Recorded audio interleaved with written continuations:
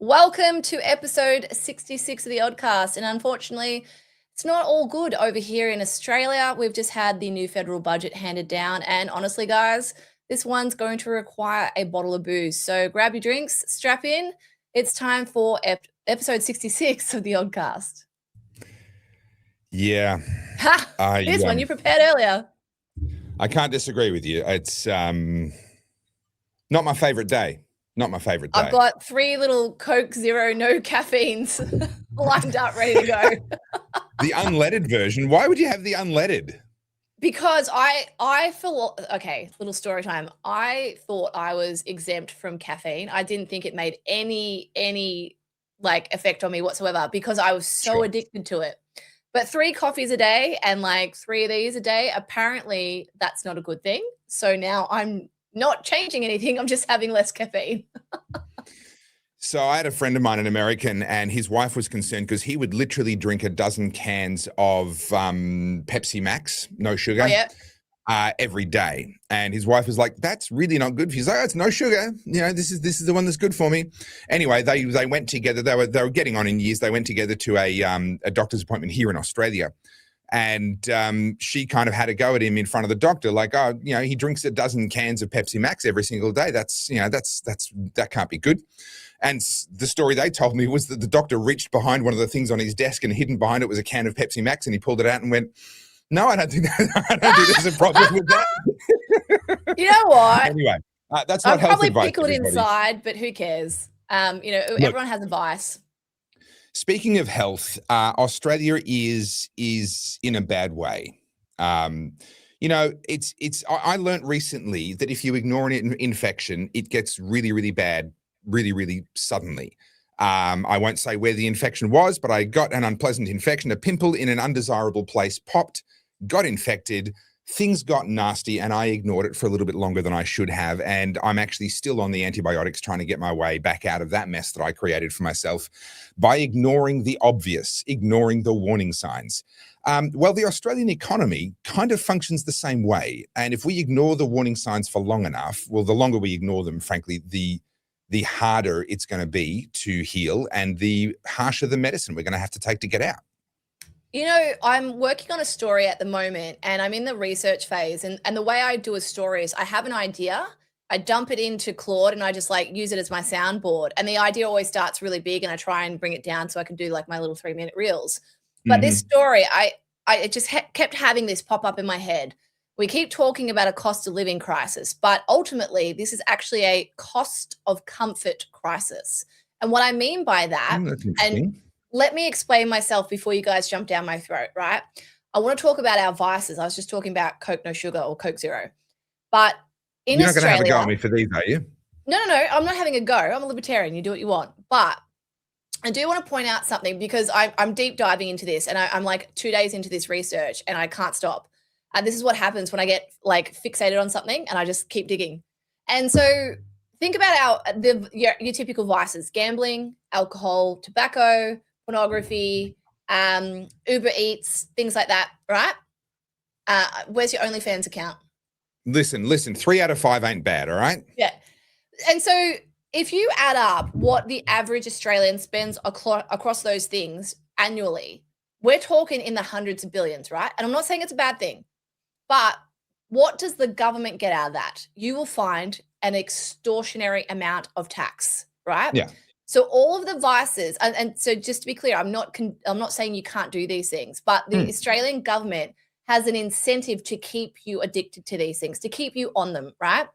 And so just a note, are you aware, and this might be useful for your research, there are like share trading portfolios, like managed fund type things that specifically focus, they call themselves vice funds, and they specifically focus on investing in companies that do all the right things. That's literally a thing. How did you know I was going to bring that up? Jamie Packer. I didn't, but I was like, yes, that's the thing. Because they're a safe thing to invest in, even in hard economic times. They don't tend to suffer. 100%. And Jamie Packer has just invested in a minority stake in OnlyFans. I'm not kidding you. He's hunting for a new girlfriend, is he? Right. So this is the thing, right? So this is the loop I'm talking about, and this is where my research is at. We talk about cost of living. That is undeniable. Yes, everything's getting more expensive and it's because of the government. We know that. I'm not denying that.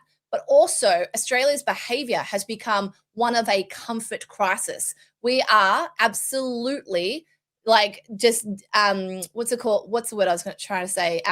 Starts with D.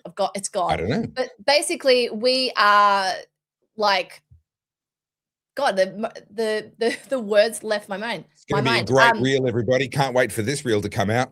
We're conditioning ourselves to become apathetic because we are, enjoying these vices: alcohol, Uber Eats, pornography, tobacco. Sorry, did you forget to put your pearls on today? Is there like there's a lack of clutching happening right now? No. Listen to me. There is an incentive for the government to keep you indulging in these things because it makes money for the government to then spend on whatever they spend it on. And the longer you're on those vices, the longer you're not paying attention, the more you're apathetic to what's going on around you, the less productive you are, which means for people like Albanese, this is the perfect example, right? So these people now understand that we have got a country that is addicted to comfort, is addicted to, God, what is this word? It's literally there. It's like D. Starts with D. It'll come to me like halfway through the podcast. We are literally sedating ourselves, right, by comfort. And we're saying that we're living in a cost of living crisis. But when you add up all these different industries and how much money, like the pokies one blew my mind. Australians put $160 billion through the pokies.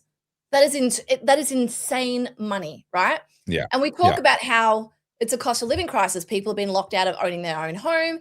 Utility bills are rising. Groceries are getting more expensive. But we still have the money for these vices. Again, I'm not saying you can't have them. Okay. But sorry. Here's another wrinkle in there on the pokies specifically. This is something that's kind of close to my heart. I love playing poker, sitting there against other human beings with a dealer playing poker. And I enjoy playing it for money because that's real poker when there's something on the line. If you're not playing for if there's no stakes, people's behavior, doesn't, they don't behave as though there's anything at stake. So I loved going to the casino playing poker. I've talked about that before. I bought a motorbike with poker winnings, but I hated having to walk past all the pokey machines. This massive room, just soulless room full of the ding, ding, ding, and the lights and the chaos and the noise. And I would hate having to pass through there. And I found an entrance where I could get into the poker room without having to go through the pokies. But one of the interesting things, one of the reasons why so many people play pokies is because they're everywhere. Why are they everywhere? Talk to any pub or club operator and they'll tell you they would be bankrupt if they didn't have the pokey room. Yep. So that raises another question. Why? Because pubs used to be full of people sitting around the bar, having a beer, having a chinwag, catching up. Why aren't they anymore? Well, there's multiple layers of reasons, but one of them is the alcohol tax.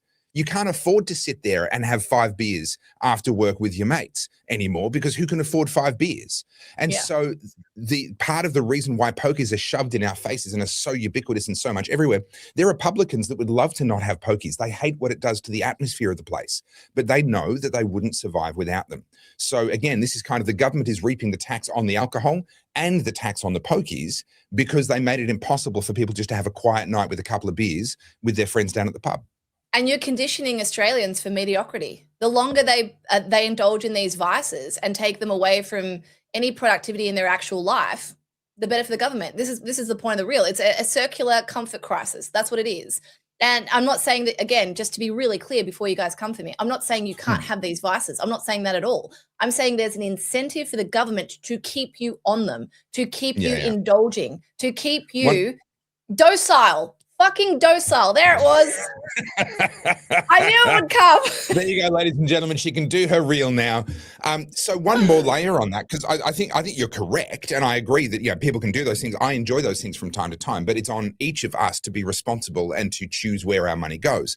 An ex-girlfriend of mine that I dated, a decade and a half ago, her parents, her mum and her mum's sisters, her aunties, they'd get together down at the local RSL and they'd play the pokies at machines next to each other and they'd chat. And they would budget to lose a certain amount of money. Obviously, over time, you're going to lose. But that was just kind of their entertainment budget. You could spend it on a movie, you could spend it on a meal, you could whatever. They would go in there and just the thrill of the ups and downs and, oh, did you get a mini jackpot? Oh, good for you. Like that was just part of the experience for them. Yeah. But one of the really interesting things, do you remember the tagline for what was it? The Powerball or whatever it was that had George as the character. Do you remember what their tagline was? Their ads. It was Tatter Sales. George smiles on you. The guy in the hat. Life could be a dream. Life could be a dream. That's the promise. Life could be a dream. Life could be a dream if George would smile at me. So what they actually were selling was hope. Yeah. Right. That's actually what they were selling in their ads was hope. And I knew a guy, perfectly intelligent guy. I worked with him for years at Costa Logistics, the logistics company I used to work at. And he was one of the other shift supervisors there. And, lovely, decent guy, hardworking, getting on in years, not far away from retirement, worried that he didn't have the money for retirement. He would never miss his Taslotto ticket every single week. And why? Well, because he could tell you all about what's the Powerball, what's the jackpot up to this time? What am I like? Oh, can you imagine what you could do with that kind of money? It was literally his ticket to dream for a week. And then every week that dream would get crushed and he would buy another ticket to dream for another week. Gambling performs a really weird function. And actually during hard economic times, gambling can often increase because people feel like there's no other way I can get ahead. I just need to get lucky. And people will end up blowing what last little bit of money they've got left on their desperation because for that little moment in time, they had permission to dream. They had permission to have hope. And so a budget like this one that takes away so many people's hope is really, really destructive and is actually going to push people into gambling. Well, I was going to talk about the lipstick economy in a second, but you know that scene in Charlie and the Chocolate Factory, Willy Wonka, when he finds that coin on the ground, they're so poor, there's 4 old people in a bed, and he takes that coin that he found and he goes and buys the Wonka bar. That's kind of the same thing. But what kicked this off for me is, I was in China and people on my Instagram, people are like, I love it when you do travel videos. Like, I feel like I'm living through you. I've never thought I'd go to China before, but now it's on my list. And obviously I was in Japan and I had this really interesting comment. I think this person meant it quite snarky, but they're like, oh, you're always traveling. You must be pretty wealthy. And I'm like, is the wealth in the room with us right now? But I said to her, because I was talking to G about this and then I did some basic math, right? Like really conservative, messy math. And I'm like, I don't drink alcohol. Again, I'm not being pious. I'm not saying you can't, but I haven't drunk alcohol in my life since I was 21. Right? I'm now 40. So 19 years of not buying a single drop of alcohol, no cocktails, no shots, no glasses of wine, no bottles of wine, nothing, right? Conservatively, let's say the average person spends $100 on booze a week over maybe 40 weeks of the year, right? Like there's obviously some weeks you do, you don't, some weeks you spend more than you don't, right? Let's say $100 a week, 40 weeks a year, times that 20, 22 years, that's 100 grand. That's where my money for travel comes from. I'm not saying, again, I'm not saying you can't do it, but when people go, oh, you must be lucky. I'm like, no, I just have a different priority. My addiction is travel. Are you saying it's the smashed avocado and the lattes that are the reason why young people can't buy houses, Carly? Not at all. I think this is part of it. Like so I realized a really long time ago, I watched my parents go through the most ugly divorce. I've said this on the podcast before. Sure. 3 years in family court. My parents could have walked away with a couple of million each, and they walked away with 300,000 each. They wasted it all in the lawyers over vindictiveness. That's what it was. It was, imagine the most ugly divorce. That was my parents. For no other reason than they were just spiteful and hateful. Sure. And the worst thing is with family situations like this is all the external family members also being part of it. And so when people ask me why I don't speak to my family, it's because of that. I watched it all play out. I was 20 at the time and I went, fuck that. I don't want to be a part of any of this.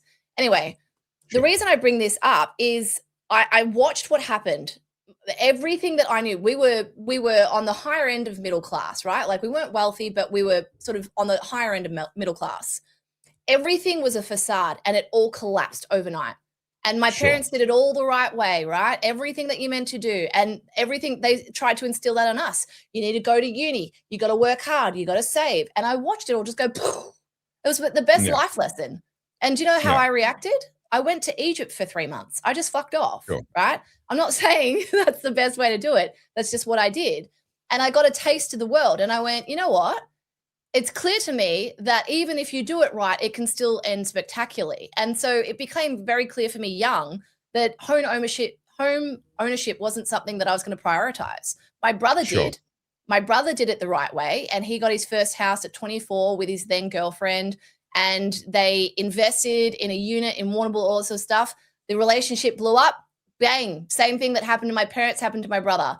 Everything got liquidated. They walked away with fucking nothing because there's no equity in the house yet. And boom, back to zero.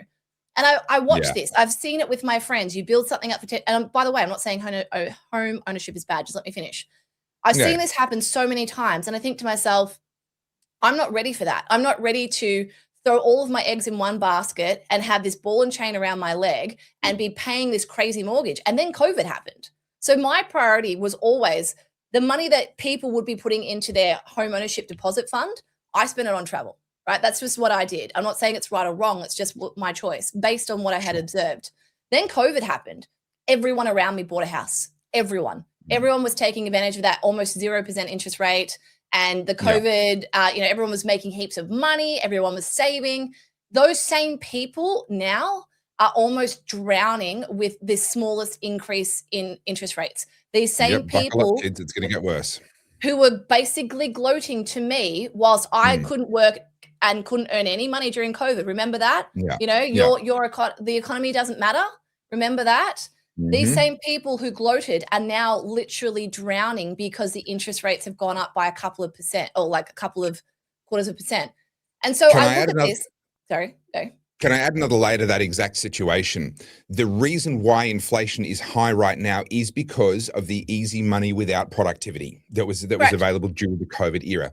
The very same artificial government-created economic conditions that got them into that house are the very catalyst that is now causing them to possibly lose that house or not be able to afford that house now. Yeah, 100%. And so what I have observed, I rent and I have the instability of renting. I don't think renting is the solution either, but I think you're damned if you do, if you're damned if you don't. If you do it the right way as a millennial, and I've seen this with the people, right? And I'm talking in generalizations, but I think that's pretty realistic. Stereotypes exist for a reason. The people who did it the right way, as we're meant to, buy the house young, paid off, they're now in their 40s. They're getting divorced. They've not achieved anything in their minds, right? They're all having these sort of like midlife kind of like, what was I doing? I hate my life. I hate my job. Again, I'm generalizing, but you know what I'm talking about. And they're all going, why? Like, I've put off my life for 20 years. This is why people go and buy the sports car. This is why people go, fuck it, I'm selling everything and I'm living in a van, right? Yeah. I did it the opposite way. And I'm like, okay, I've spent 20 years being a vagabond and traveling and doing it all the fun way. Now I'm like, I want some stability. And every 12 months, I have to hope that my landlord's not going to go, you know what, we're going to sell our property now. Or what happened with my landlords in the house previous to this one, who were Indian, and they literally brought their family over from India and put them in the house and kicked the Australian citizen out, right? So I don't think there's any way to play this. And I see this budget come out and I go, well, you know what? I did it right. I have nothing, but also I have nothing to lose, right? That's the way I look at it. Right. And I know that's a kind of a black pill approach, but let's get to the budget. But before we get to the budget itself, we need to set the scene because we have to actually recognize the condition that Australia is already in, into which this budget is being introduced. And anyone that follows me will have seen this graph before. It's a couple of years out of date now, but the news has not gotten any better since then. I think this one finishes in 2025. What we've got here is the real gross household disposable income per capita. And this is in growth. So 100% is in the year 2007. So we're just from 2007 levels onwards. Australia had growth in real household disposable income well above the OECD average. Now, what does that mean? What it means is that on average, we are producing more per household. You can't have surplus income unless you have surplus production. And so our productivity was going pretty well up until about 2012. Then the rate of growth slowed down from 2012 through to about 2020. Then all the COVID stimulus happened. And that spike in the red line actually no longer represents growth in productivity. It just represented growth in money supply. And in fact, that 2008 to 2009 run-up is growth in money supply as well. That was sort of the quantitative easing response to the global financial crisis. So that period from 2012 to 2020 is probably representative of what it should have been all the way through. But we've had these artificial financial stimuli. So 2020, it went off the chart, way up the top there. Because easy money was being pumped into the economy for absolutely no reason. We can see that other OECD countries also did similar things. We can see the spike there as well. But the difference now is that other OECD countries are still getting better in terms of disposable income. Their quality of life continues to improve.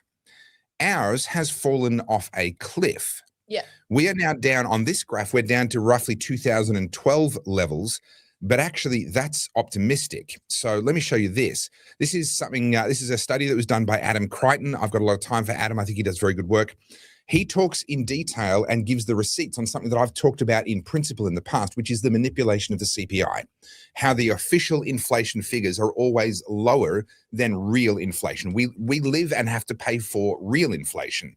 The CPI figure is not that. The CPI figure is highly manipulated in a bunch of different ways. Now, Adam only talks about one of those ways in this, and he specifically talks about the fact that they don't include the cost of housing in the CPI numbers, which the cost of housing is running 2.5 to 3 times higher. The inflation in the cost of housing is running 2.5 to 3 times higher than the official inflation figure, and not including that is obviously misleading.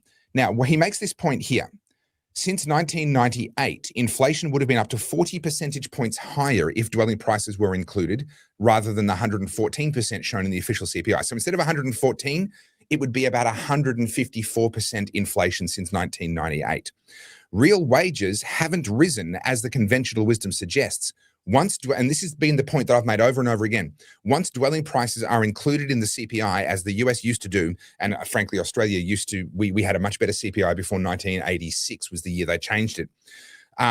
Australians' real wages are down between 0.5% is the most optimistic number, or down perhaps as much as 9% since the late 1990s. In other words, the optimistic scenario, once you factor in the real cost of housing, is that our standard of living is in the 1990s levels, not even the 2012 levels. And I've made this point before. I didn't have the receipts for it, but I said, look, instinctively, this is where my gut is at. And now Adam Crichton has published, what was this? This was in March. It was a month or so ago, a month and a half ago, has published this study, which you can download. It's from the Institute of Public Affairs. You can download it and look at it with the numbers confirming what my gut told me was true. Our disposable income, which is our standard of living as we experience it, is stuck in the 1990s. That is the Australia into which this budget was introduced. And this budget was all about capital gains. And as the Daily Telegraph put it, it's your capital, but it's his gains. Yeah. The Liberal Party put that out, didn't they? Well, this is a Daily Telegraph headline. I don't know where they got the slogan from. No, the communist icon, I think the Liberal Party put that on. But yeah, perfect. No. This is a screenshot from the Daily Telegraph app. This is the front page of the Daily Telegraph. Oh, they actually put the icon on there. I thought the Liberal Party did that because I shared that today. Okay, that changes things. No, I thought the Liberals this were has been doing supplied to me by somebody who said to me, these are all screenshots from the Daily Telegraph app that she took herself. You're right. They did do it. Okay. Yeah. Yeah. So I've got in my little title here, the Vanguard playbook, right? Sure. They don't know. We know better, so we're going to make the decisions for them. When you watch Jim Chalmers this morning on, do you want me to pull it up? Actually, the Today Show, he was talking to Carl Stefanovic, and he let's put it on. Yep. Yeah, let's put that on. It actually got so angry. I was like, I need to calm myself down before I come on this podcast because we use that Alexander Solzhenitsyn quote all the time. Like we knew they're lying, they knew that we were lying. We use that all the time. Let's get this right. They were lying to us. We knew that they were lying to us. They knew that we knew that they were lying to us, and yet they continued lying to us. Yeah, right. This is a perfect example of that. So he interviews the treasurer. Okay, let me just pull this up. Hang on, just before you bring that up, let me comment on this. I love the wordplay here, Jim's owing instead of Jim's mowing. Next year, we're going to hit $1 trillion in gross federal government debt. It's more than that when you factor in states and everything else, but federal government debt is going to hit $1 trillion. The Treasurer, Jim Chalmers, and the Prime Minister, Albanese, sold this budget on two key concepts. One was responsibility. This is a responsible budget. And two, intergenerational fairness. Now, how is increasing debt? Our debt to GDP ratio is now close to what it was. Actually, no, hang on. No. I'll have to double check that. Our debt is nearly $1 trillion. It will be very, very soon. We don't have a war to pay for. We don't even really have a lot of infrastructure to show for it. Australia is not in better condition than it was 10 years ago, 20 years ago, despite all of this debt. How is $1 trillion in debt being passed on to our kids? Intergenerational fairness. You talk about the Solzhenitsyn quote. They were lying to us. We knew they were lying. They knew that we knew they were lying, and yet they kept lying. Intergenerational fairness, $1 trillion debt. That is a flat out lie.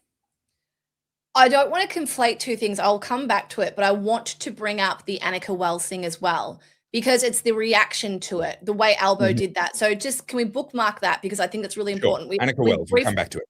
We briefly mentioned it on Monday, but I'm going to add this. So this happened this morning, I believe. This is Jim Chalmers with Carl. I'm just going to play the whole thing. Please keep an eye on Jim's response. Like, look at his facial reaction. This is why I brought up the Alexander Solzhenitsyn quote. Oh, God, I've got too many tabs. Come back. Where'd you go? There it is. Can you make that full screen in that tab? Yes. How's that? Yep, that's better. All right, ready? Treasurer in this country's history. How does that sit with you this morning? Oh, no, the highest taxing government was the Howard and Costello government. We've got taxes as a share of the economy lower than what those predecessors had. There are tax cuts. Sorry, did you catch the smirk? Oh, no, sorry. The highest taxing government was the Howard Costello one, and he's fucking smirking, right? Yeah. We'll keep going. Cuts in the budget. Tax cuts for workers and tax cuts for business. When did you change your mind on some of your policies? Because I don't think anyone believes that you did that in just the past couple of weeks or few weeks, given how organised you are, Treasurer. Well, we took the decision in recent weeks when we were finalising the budget to take these difficult and admittedly contentious steps to change the tax system to try and make it easier and fairer for more Australians, particularly young Australians, to get a toehold in the housing market. Now, we understand that these changes are contentious. We have come to a different view than the view that we held 12 months ago, and that's because it's become increasingly clear to us that the primary focus on supply is still important. The problem begins there, but it doesn't end there. Too many Australians are locked out of the housing market, so we're making these changes to try and get an extra 75,000 owner-occupiers into the housing market. An extra 175... Go. Pause there. I want to put something on screen. Let me grab it. I need to go and get it. So we'll come back to that video, but there's something else here because he's talking about getting more owner occupiers into the market, and he's saying that his budget is going to achieve that. Well, Senator Matt Canavan has something to say about that, and I want to bring up his response. Have a listen to this. Their own budget. I'm not making it up. It says, with the increase in supply over the next decade expected to be only around 35,000 dwellings fewer compared to no tax policy change.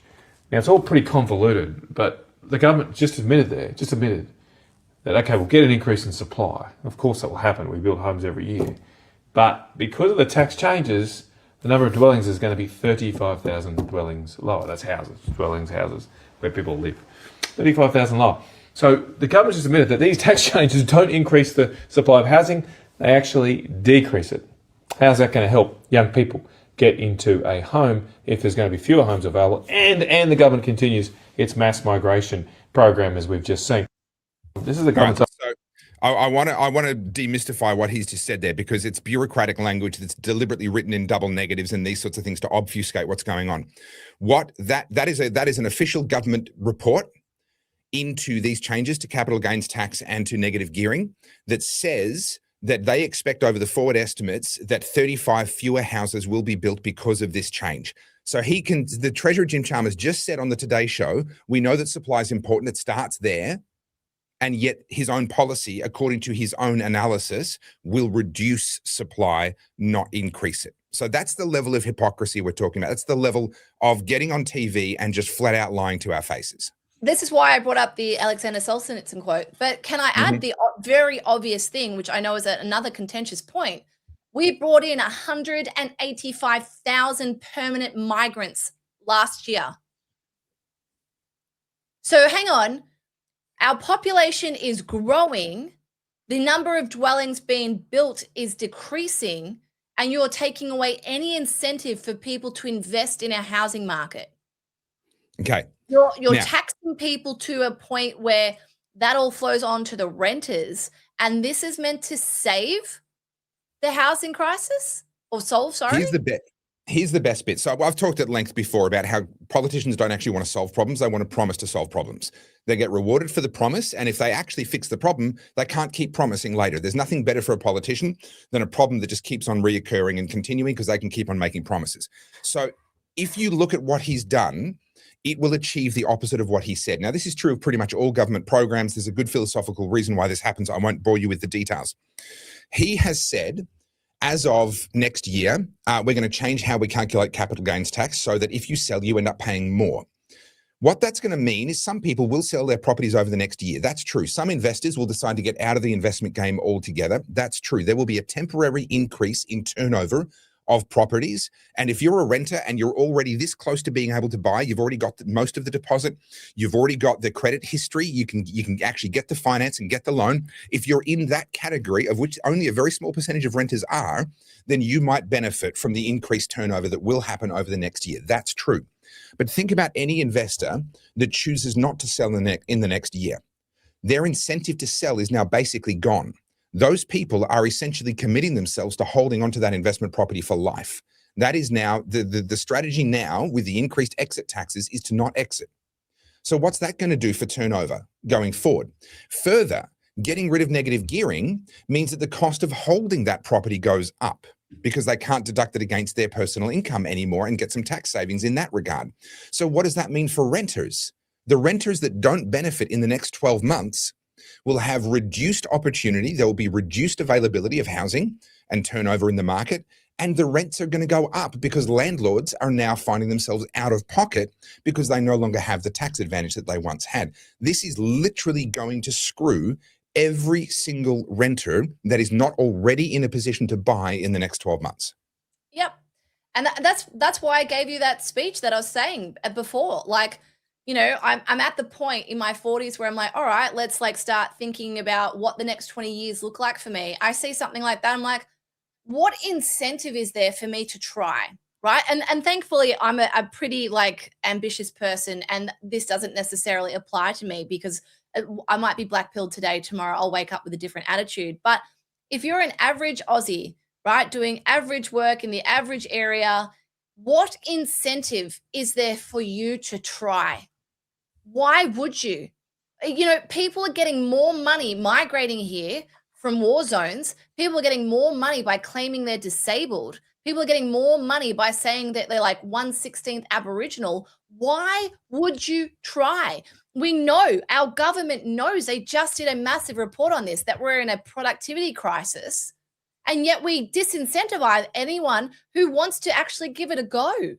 Why would you try? Yeah. What incentive is there to be able to pull yourself up? Okay, Carly, and this is what, I've just had an idea. yeah. So I have a PTSD diagnosis, and I reckon we can figure out, you can become an NDIS carer, and I'll make sure I need lots of NDIS support. Yeah. And we can make this work. Just a little bit of NDIS fraud. Everyone else is doing it. Honestly, this boils my blood to,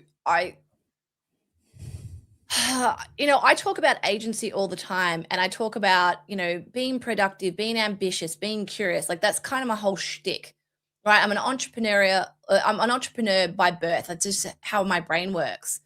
And the amount of people who just feel so bogged down, they're like, you can't beat them, join them. Why would you? Right? Like, you know, we know we've talked about this at length in previous podcasts where people are just opting out of their profession and going and doing NDIS stuff. We know it because, well, that's where the money is. We know people that every time there's a new government scheme organized, whether it's pink bats or a solar installation, people go and do that, and they rort the government because that's honestly the incentive the government's setting. We know better than you. We're going to tell you what you need because you're dumb. Like, that's the Vanguard playbook, right? That's exactly what it is. It's disincentivizing people from being able to think for themselves, and the government tells you what you need. The official term for what you're describing is technocracy, where technocrats, where they're more than bureaucrats. Bureaucrats are meant to be public servants. In the English Westminster system, we call them public servants. Even the Prime Minister, he is the most senior public servant. But in a technocratic system, they become overlords. And the reason is because we give them this level of, well, they're the experts. They know, they've got all the data. They must know what they're doing. And culturally, we have turned our servants into technocratic overlords. And we saw that during COVID. Not everyone did, of course. You and I didn't.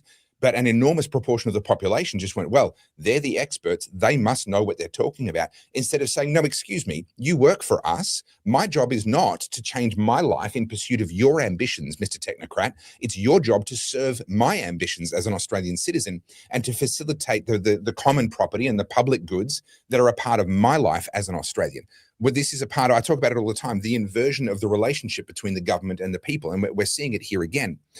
I've got here the tagline, we're on the road to Venezuela. Now, I talk about this all the time. Yes, everybody have a drink. But let's talk about Venezuela for a second. But first, let's bring this graph back. This is the one I showed you at the start of the show. Have a look at how quickly Australia's wealth has dropped away once we took a wrong turn policy-wise. Okay? Now, this is the same basic information. It's GDP per capita, not household disposable income per capita, but one leads to the other. It's GDP per capita in Venezuela for 100 years, 1922 to 2022. Now, you can see they actually had really good free market economies. Venezuela, along with Argentina, Venezuela was one of the destinations post-World War II for a lot of Germans that wanted to get out of Germany because they didn't want to get, be held accountable for what they did. It was this sort of South American haven that they went to. They had free market economics all the way up until the late 1970s or mid-1970s. That's where things began to go wrong. The whole of South America, by then, had kind of been taken over by this socialist kind of mindset, the South American continent as a whole. And we see the stagnation that resulted in. Now, that stagnation left them wanting something different. This isn't working. But they didn't realize that it was socialism that had done that to them. So what they did was they elected Hugo Chavez, who is a hardcore communist. Now, look at this bounce that happened after the election of Hugo Chavez. So around about, I think it was 1998 or 99 something, Hugo Chavez was elected. We see this bounce. That bounce is a lot like the bounce that we see in Australia around 2020 to 2022, right? This is the free money bounce. This is the forget about productivity. We'll just make money available to you. Money starts flowing and changing hands really quickly. The GDP goes up. Disposable income per household goes up. Isn't this a wonderful thing? Just printing money, it really helps. Well, have a look at what happened in Australia following that bounce. Yeah. Now have a look at what happened in Venezuela following that bounce. So now, I've been laughed at since 2015 when I came back here and I said, listen, there is nothing magical about us that stops us from going where Venezuela went. If we do the same stupid things, we get the same stupid results. And I'm sorry, I am very uncomfortable about how similar the peak on this Venezuela graph looks to the peak on this Australia graph. Yeah. That kind of freaks me out a little bit. And if we have Albo and Chalmers in the lodge and running our government monetary policy and tax policy for much longer, then there's no reason why this graph can't turn into that one. There is nothing magical about us that stops that from happening. I mean, we're going there because they're just doubling down. I mean, Friendly Geordie's just posted a video this morning talking about how this is like the best possible budget. This is history in the making. This is going to turn everything around. And I'm like, we deserve it.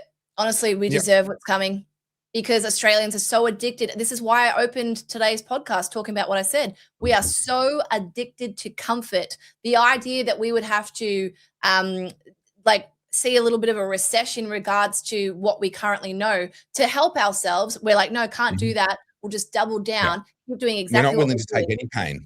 No. And this is the thing about denying this recession. We've been in a recession since COVID. They keep inflating it by bringing more people into the country to make it look like we're more productive than we are. You can't sustain that. We already know this. Like, I'm a renter, right? Like I just said before, at the last house we were in, our Indian landlords decided to move their family in there, right? Sure. So the Australian citizens got booted out and they bring their family in there. So when we were going around, we had like a little circumference area of where we were trying to look. because logistically we need that for G's business. He's a location business. Yep. And every time I went to a house inspection, there'd be 30 to 40 different groups of people going in. 2/3 of them were Indians. I'm not being racist. That's statistically what the evidence showed me. Fact.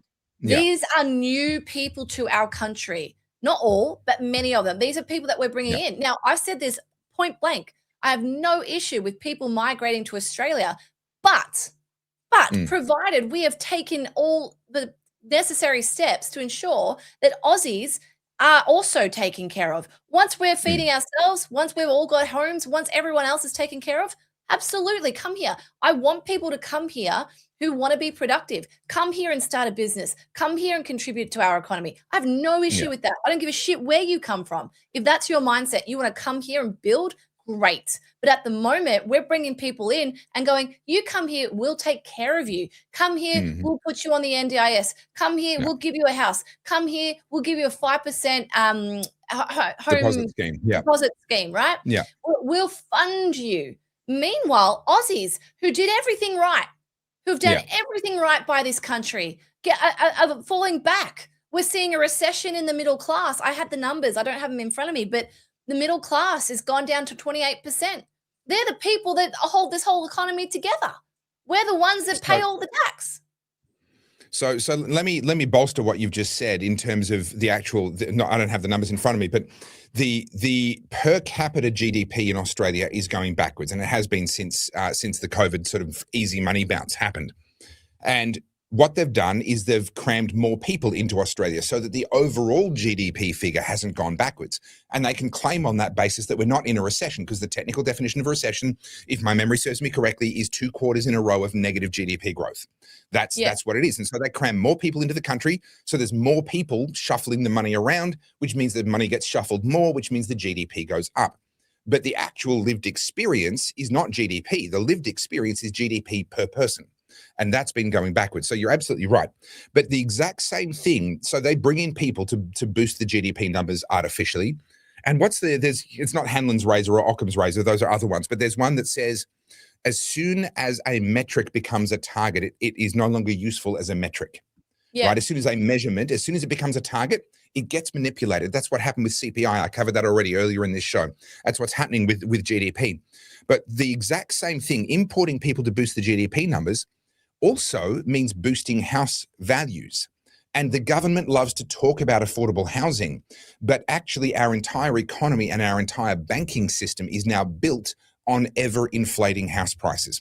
If houses actually went back to being affordable, if they actually decreased in value, we would see banks going bankrupt, or we would see the entire financial system going under. Now, maybe that's the medicine we need to take, right? That'd be a horrible, horrific thing that would cause an enormous amount of suffering for a lot of people.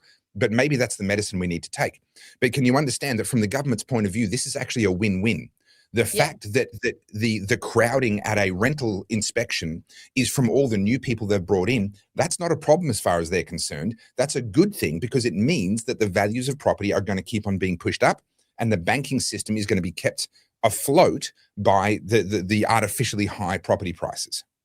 I want to show you something, because this is what's also in the budget. Now, I just want to preface this by saying it came from the Notice of News. Not to say it's inaccurate. It's just I like to tell people where things come from. So this is what's hidden in the budget, right? Now, obviously, the Noticer, they are far right and apparently tied to the neo-Nazis. So take that with a grain of salt. But this is what's in the budget. 124 million for a powerful Jewish lobby. Of course, that's the first one on the list. $207 million to combat the influences of anti-Semitism, violent extremism, and hate. 46 million in financial support for the Jewish community. 41 million for various educational department anti-Semitism initiatives. 9 million for hate crimes database. 68.8 million for the National Security Investigations Team. 32.6 million on social cohesion public awareness campaigns, $793 million for the Closing the Gap policies for Aboriginals, 36.6 million to help Aboriginal hostels, 4.2 million for a new Aboriginal and Torres Strait Islander cultural precinct, 6.8 million for Aboriginals to own, access and manage water, 308.6 million to end gender-based violence, $50.4 million to continue investigating alleged Afghanistan war crimes, $6.6 million to give missiles to the UAE, $64.6 million to recruit Papua New Guineans into the Australian Defence Force, $16.6 million to investigate sex violence in the ADF, $24.7 million to recycle solar panels, $112.7 million for gambling addicts, $25.3 million on the India-Australian Comprehensive Strategic Partnership, mainly for grants and fellowship program, $167.3 million for Nauru, $550 million to support high-quality, climate-resilient infrastructure in the Pacific and Timor-Leste, $33.2 million for Indonesia, $68.5 million for HIV treatment for immigrants who are not eligible for Medicare, $449.3 million for RSV vaccines, $10.8 million to provide community-led health literacy education to refugee and migrant women, $7.7 million to boost refugee employment, $74.2 million to fight abuse of the refugee visa system, $27 million to make migrant workers follow the law, and $19.8 million to fight abuse of the student visa system. Now, obviously, there's some racial undertones in there. I'm not trying to deny that. But what this tells me is our government doesn't give a fuck about Australian citizens. So much of this is going to foreign-born refugees or foreign-born migrants or foreign countries. So we are heading to almost $1 trillion in debt, and we're spending like we're fucking billionaires that can help everyone around us. We are a sinking ship that's literally putting more water in the ship as it sinks. This is outrageous. We don't have the money for this. No, we do not. Now, I'm just trying to pull up a graph that I've just thought of trying to see. I literally just want, here we go. What's this? Let me just double check that this is, who's this from? This is from Trading Economics, so it should be pretty reliable. Okay, this appears to be done in January, July. Yeah, okay, so this is, all right, let me just get this up on screen. It's not quite what I was looking for, but it's going to have to do. What I want to look at is the growth in government spending. Actually, this one's not really going to help me. The actual amount that the government spends every year and how quickly that is increasing. That's what I'm looking for at the moment. Australia government spending as a percent. I don't want it as a percent of GDP. I want it in absolute numbers. They always do it as percent of GDP because they love to try and obfuscate with that. I can see comparisons against tax revenues. I can see all sorts of metrics, but I can't see just an absolute. It's all done to GDP. Okay. So one of the really interesting things is Jim Chalmers is saying that these changes to the these changes to the capital gains tax, he's made claims about how much money that's going to bring in. And if I remember rightly, it's something like 2.6 billion, excuse me, if my memory serves me correctly, is going to be brought in as a result of these changes to the capital gains tax. That's going to cover literally like 2 months worth of growth in government spending. The rate at which our government spending is increasing absolutely dwarves any of these reforms, cuts, etc.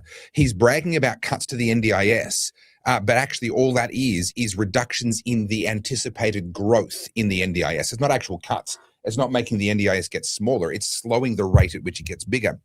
The current inflation that we're in right now is expected to increase government revenues by about $40 billion in the next financial year, and yet they will still be in the black. Sorry, excuse me, they'll still be in the red. They will still be running a deficit. Our debt will still get bigger despite an inflation-driven spike. Now, there's two things that are happening that are really helping government revenues. Inflation causes bracket creep. I've covered this in entire videos before. That's where essentially you get a pay rise in line with inflation because that's what you've negotiated in your contract with your employer. Hopefully you at least get that much. But that pay rise now pushes that all of that money is in your highest tax bracket, which means that the average amount of money you pay across your entire salary goes up slightly, the average amount of tax, because that new earnings is now in the highest bracket. So your spending power is the same because it's only been adjusted to match the change in inflation, CPI. Your spending power is the same, but the proportion that you pay in tax actually goes up. So that's why inflation increases government revenue. But the second thing right now is the high commodity prices, the high fuel prices, the high energy prices. The war in Iran has actually increased tax from the energy and resources industry by about $30 billion by itself. Now, for an industry that allegedly doesn't pay tax, that's kind of funny, isn't it? You know, they don't pay their fair share in tax. Oh, but high commodity prices causes them to have to give us another $30 billion in tax across all the different forms of taxes that they pay. Try and reconcile that one for me. But those two spikes in revenue, these are temporary things. Hopefully the inflation's temporary anyway. But these are things, you know, this is the moment that we should be going into surplus and paying debt back. But the rate at which government spending is growing means that over the next 4 years of the forward estimates, they are in deficit. They're telling us, they're actually admitting, we will continue to be in deficit. We will continue to add to the national debt over the next 4 years, despite the fact that we're not fighting a big war. We're not fighting a big recession. We're fighting a local recession that we've created for ourselves, but there isn't some global recession going on. There isn't some reason why we should be adding to the debt. In fact, there are good reasons why we should right now be in surplus and paying that debt back. And yet Jim Chalmers says the responsible thing to do is to stay in deficit and keep adding to the debt. All right, I'm going to shift gears and literally move over to negative gearing. Do you like that? Yeah. A couple of things, right, before I get into it. So negative gearing is being restricted to new builds only, effective 1st of July next year. And it applies to any established property purchased after the 12th of May. And it's been grandfathered, right? So if you currently have a negative geared property, you are not impacted. Now, why does this matter? Let me pull up something from the ABC. Why would we grandfather something like this, which is meant to, by the way, in Jim's words, help more people get into the property market? Let's have a look at properties declared by politicians. At the very top here, you've got Michelle under Raja, 7 properties. This is 2004, by the way. This is not 2026. So I can imagine they've only diversified and bought more. We've got Tony Burke, our immigration minister. He currently owns 6 properties. Rookie numbers. You got to pump those numbers up. Can we just have a look at how red that is? For people who hate landlords and property investors, it sure does look like a lot of Labor people benefit from capital gains and negative gearing. I'll keep going. Marine Faruqi and Nick McKim must absolutely hate themselves. I mean, they are the evil landlords that they decry. Right? She has 4 properties. I think she has 5 now. Like I said, this is from 2004, so it may have increased. Down here, you've got Tanya Plibasek. You've got, she's got, what, 4? Albo's got 2. Allegra Spender, she's got 4. So all of these people, this is why I keep coming back to that quote. They're fucking lying to you. They benefit off this. They make it harder for the average citizen to accrue wealth, whilst they are able to jump through legal loopholes that allow them to accrue wealth whilst they're getting the public paycheck. This is disgusting. This is cronyism. This is what's called pulling the ladder up behind you, right? Yeah, you climbed that ladder. They're not just pulling the ladder up, they're burning it. So this is what socialism always does, is it removes the bottom rungs of every ladder. And they do it in the name of compassion. So let me give you an unrelated example, but it is still related because this is what happens across the board. The government loves to say, oh, there should be minimum standards for rental properties. There should be minimum standards for new construction. No one should live in a home that doesn't have a 6-star energy rating. No one should live in a home that doesn't have fans in the ceiling and air conditioning. No one should live in a home that doesn't have smoke detectors that are inspected every year. And so they put in all these minimum standards. And what they imagine is that magically everyone will suddenly be living in a home that meets that standard. But unfortunately, the laws of economics are as immutable as the laws of physics. And what happens in reality is anyone who can't afford the cost of that standard ends up living in a tent city, ends up living under a bridge, ends up living in a car or a caravan. Now, we recently saw the headlines around a mum who gave birth to twins in a tent city near Wagga, and one of those twins tragically passed away and died. We also saw the situation near Alice Springs, where essentially a tent city outside of town is home to horrific abuse and was home to that particular kidnapping that's now before the courts. This is the reality of minimum standards. This is the reality of someone who is completely out of touch with reality, living on a taxpayer-funded salary, has multiple homes and government-funded airfares to get to and from their work in Canberra and back to their electoral office, wherever they're elected, sitting there pretending that they, from a bureaucrat's office in Canberra, can actually manage the economy and improve people's quality of life. The only thing that improves people's quality of life is improved productivity. And if you're concerned about the quality of life for all Australians, then you should be concerned about the productivity of Australia. If you're concerned about the quality of life of specific Australians, people like Indigenous communities, people like new migrants, people like the gap between men and women, etc., then you need to concern yourself with the productivity of those groups of people and whether or not they actually have a viable way onto the ladder. The problem with ladders is the bottom rungs are very low. No one buys a ladder because they want to step on the first step. That ladders exist because we want to get up to near the top, right? The bottom rungs of a ladder are very undesirable, but if they don't exist, then no one can climb to the top. And so what happens is someone like me says, no, we should be allowed to build houses that don't meet the energy standards, that don't have air conditioning, that don't have all the bells and whistles that the regulators say they should have. And I get attacked and they say, oh, you want people to live in squalor and poverty. No. I want people to be able to get out of that fucking tent. Yeah. I want people to have every rung on that ladder available to them. Would I want to live there? No, because I'm blessed that as a young man, I'd learnt skills that got me off those first few rungs of the ladder. Not everyone was that blessed. Not everyone had that situation. There are people in their 40s and 50s and 60s who need that bottom rung of the ladder. And if that's not there, they end up under a bridge. That's the reality. And people in Canberra do not comprehend that. And so out of the compassion of their heart, they are literally regulating Australians who are low income Australians, marginal Australians. They are regulating them to the very, very bottom and taking away their ability to even climb any further up while they sit there owning anywhere up to 7 homes themselves. Well, let's get on to some even better news. So guys, don't worry. You're going to get $250. Yeah.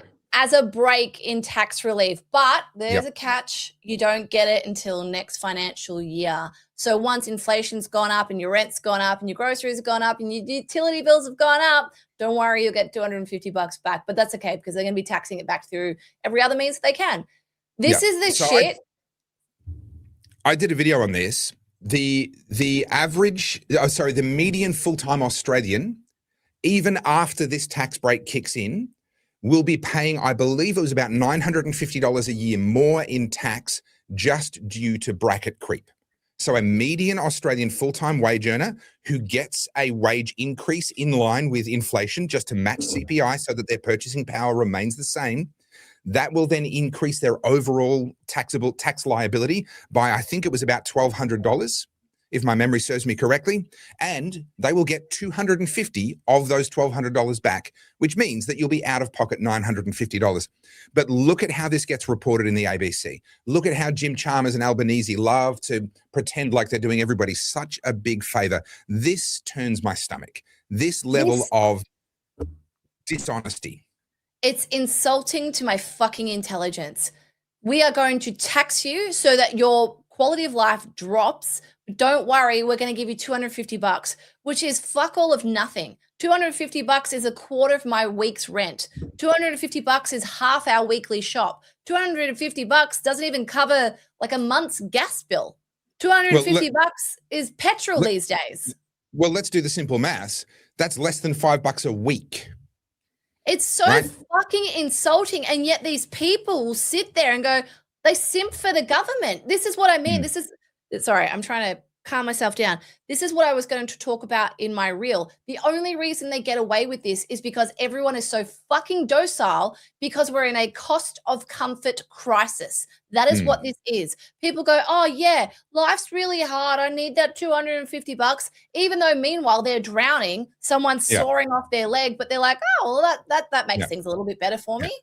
The person giving you the $250 is the reason why your life is hard. It's as simple as that. They're not even robbing Peter to pay Paul. They're robbing Peter to pay Peter. That's literally what's going on, and people are falling for it. And worse than that, I'm going to bring this up. I know I'm sort of jumping over, but this is important. So we've talked about there's going to be a $32 million or $32 billion cut to NDIS. What was the figure? I do have that here. I did read it out. Where was it? I think it was 32 billion. 37.8 billion. projected spending through to 2030. So again, that's not actually a reduction in how much they're spending. It's a reduction in the projected growth in how much they're spending. Okay. So naturally, and this is what I said about how we have bred this apathy. We have got a government who has conditioned Australians to be docile and need the handouts, because in Melbourne on the weekend, of course it's fucking Melbourne. It's always Melbourne, isn't it? Tensions flare at an NDIS rally in Melbourne where people are literally protesting the government reneging on some of the NDIS promises. These are people who are so fucking conditioned to be on government welfare and handouts that the idea that they won't be able to get their free Thermomix through the government has sent them into a blind rage. People who have been diagnosed with ADHD are no longer going to be able to get their fucking pockets stuffed by the government and the taxpayer because they're trying to get diagnosed. Like, remember that clip I played about 6 months ago, the two young girls, right? And the ABC covered them. They were both on the NDIS. They couldn't work because they were disabled. And one of them, Carly, can you get yourself back on screen? You're frozen at the moment. Oh, sorry. And one of their exact quotes was, "I haven't been able to get the diagnosis yet, but I will. I'm just shopping around for a doctor to give me the autism diagnosis, and then I can access more NDIS." This is why we have a productivity crisis, because people are addicted to these handouts. The government keeps telling them, don't worry, we'll do it for you. This is why my little slogan is the Vanguard playbook. That's exactly what this is. That's how Lenin took over. I'm not saying we're going down Stalinist route, but this is exactly how these commies fucking work. They try and make you think that they know better than you.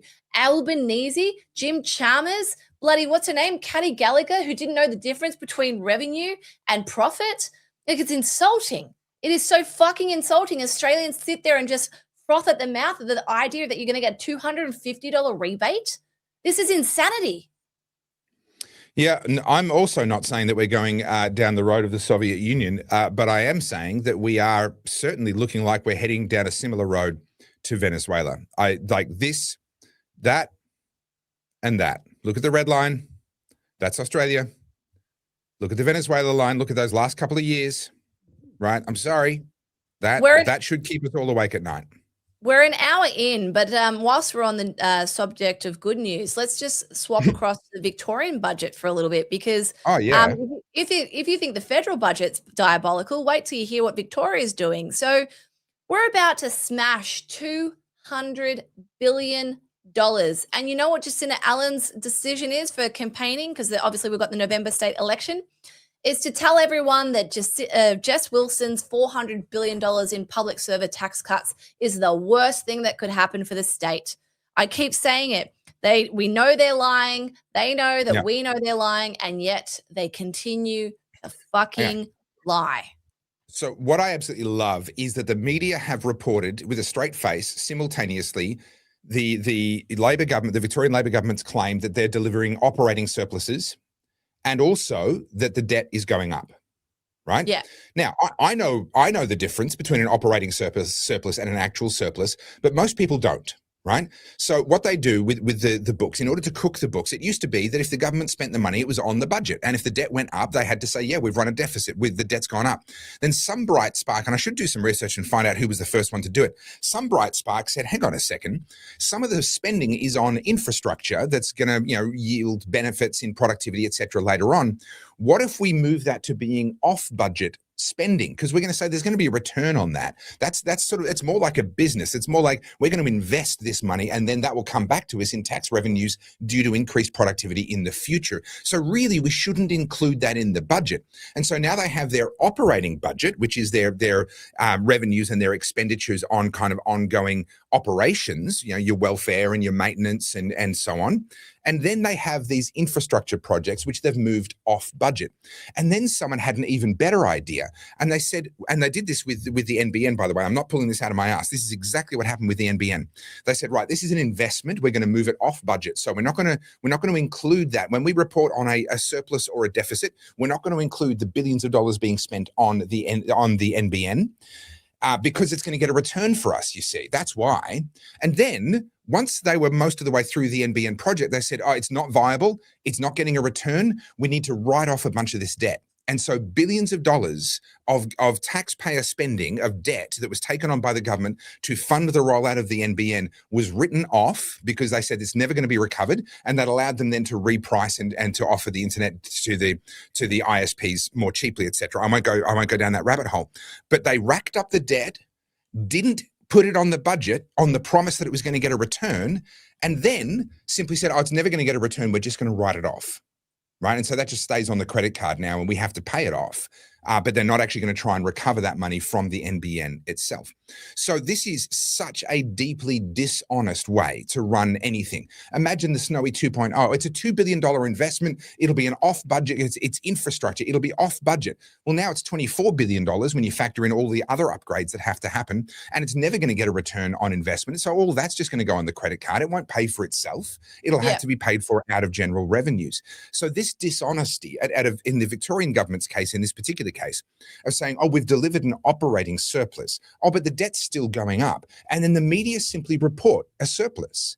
And they don't actually sit there and go, hold on a second, this doesn't pass the sniff test. For the average punter out there on the street, talking about what's going on down at the pub, they hear operating surplus and they go, oh, see, that's responsible financial management. They don't understand the games that are being played and the media aren't helping them to. No, and the media is complicit in this. And this is what I mean about Australians are so docile. This is why they're all comatose by all their little vices, right? It makes them more compliant.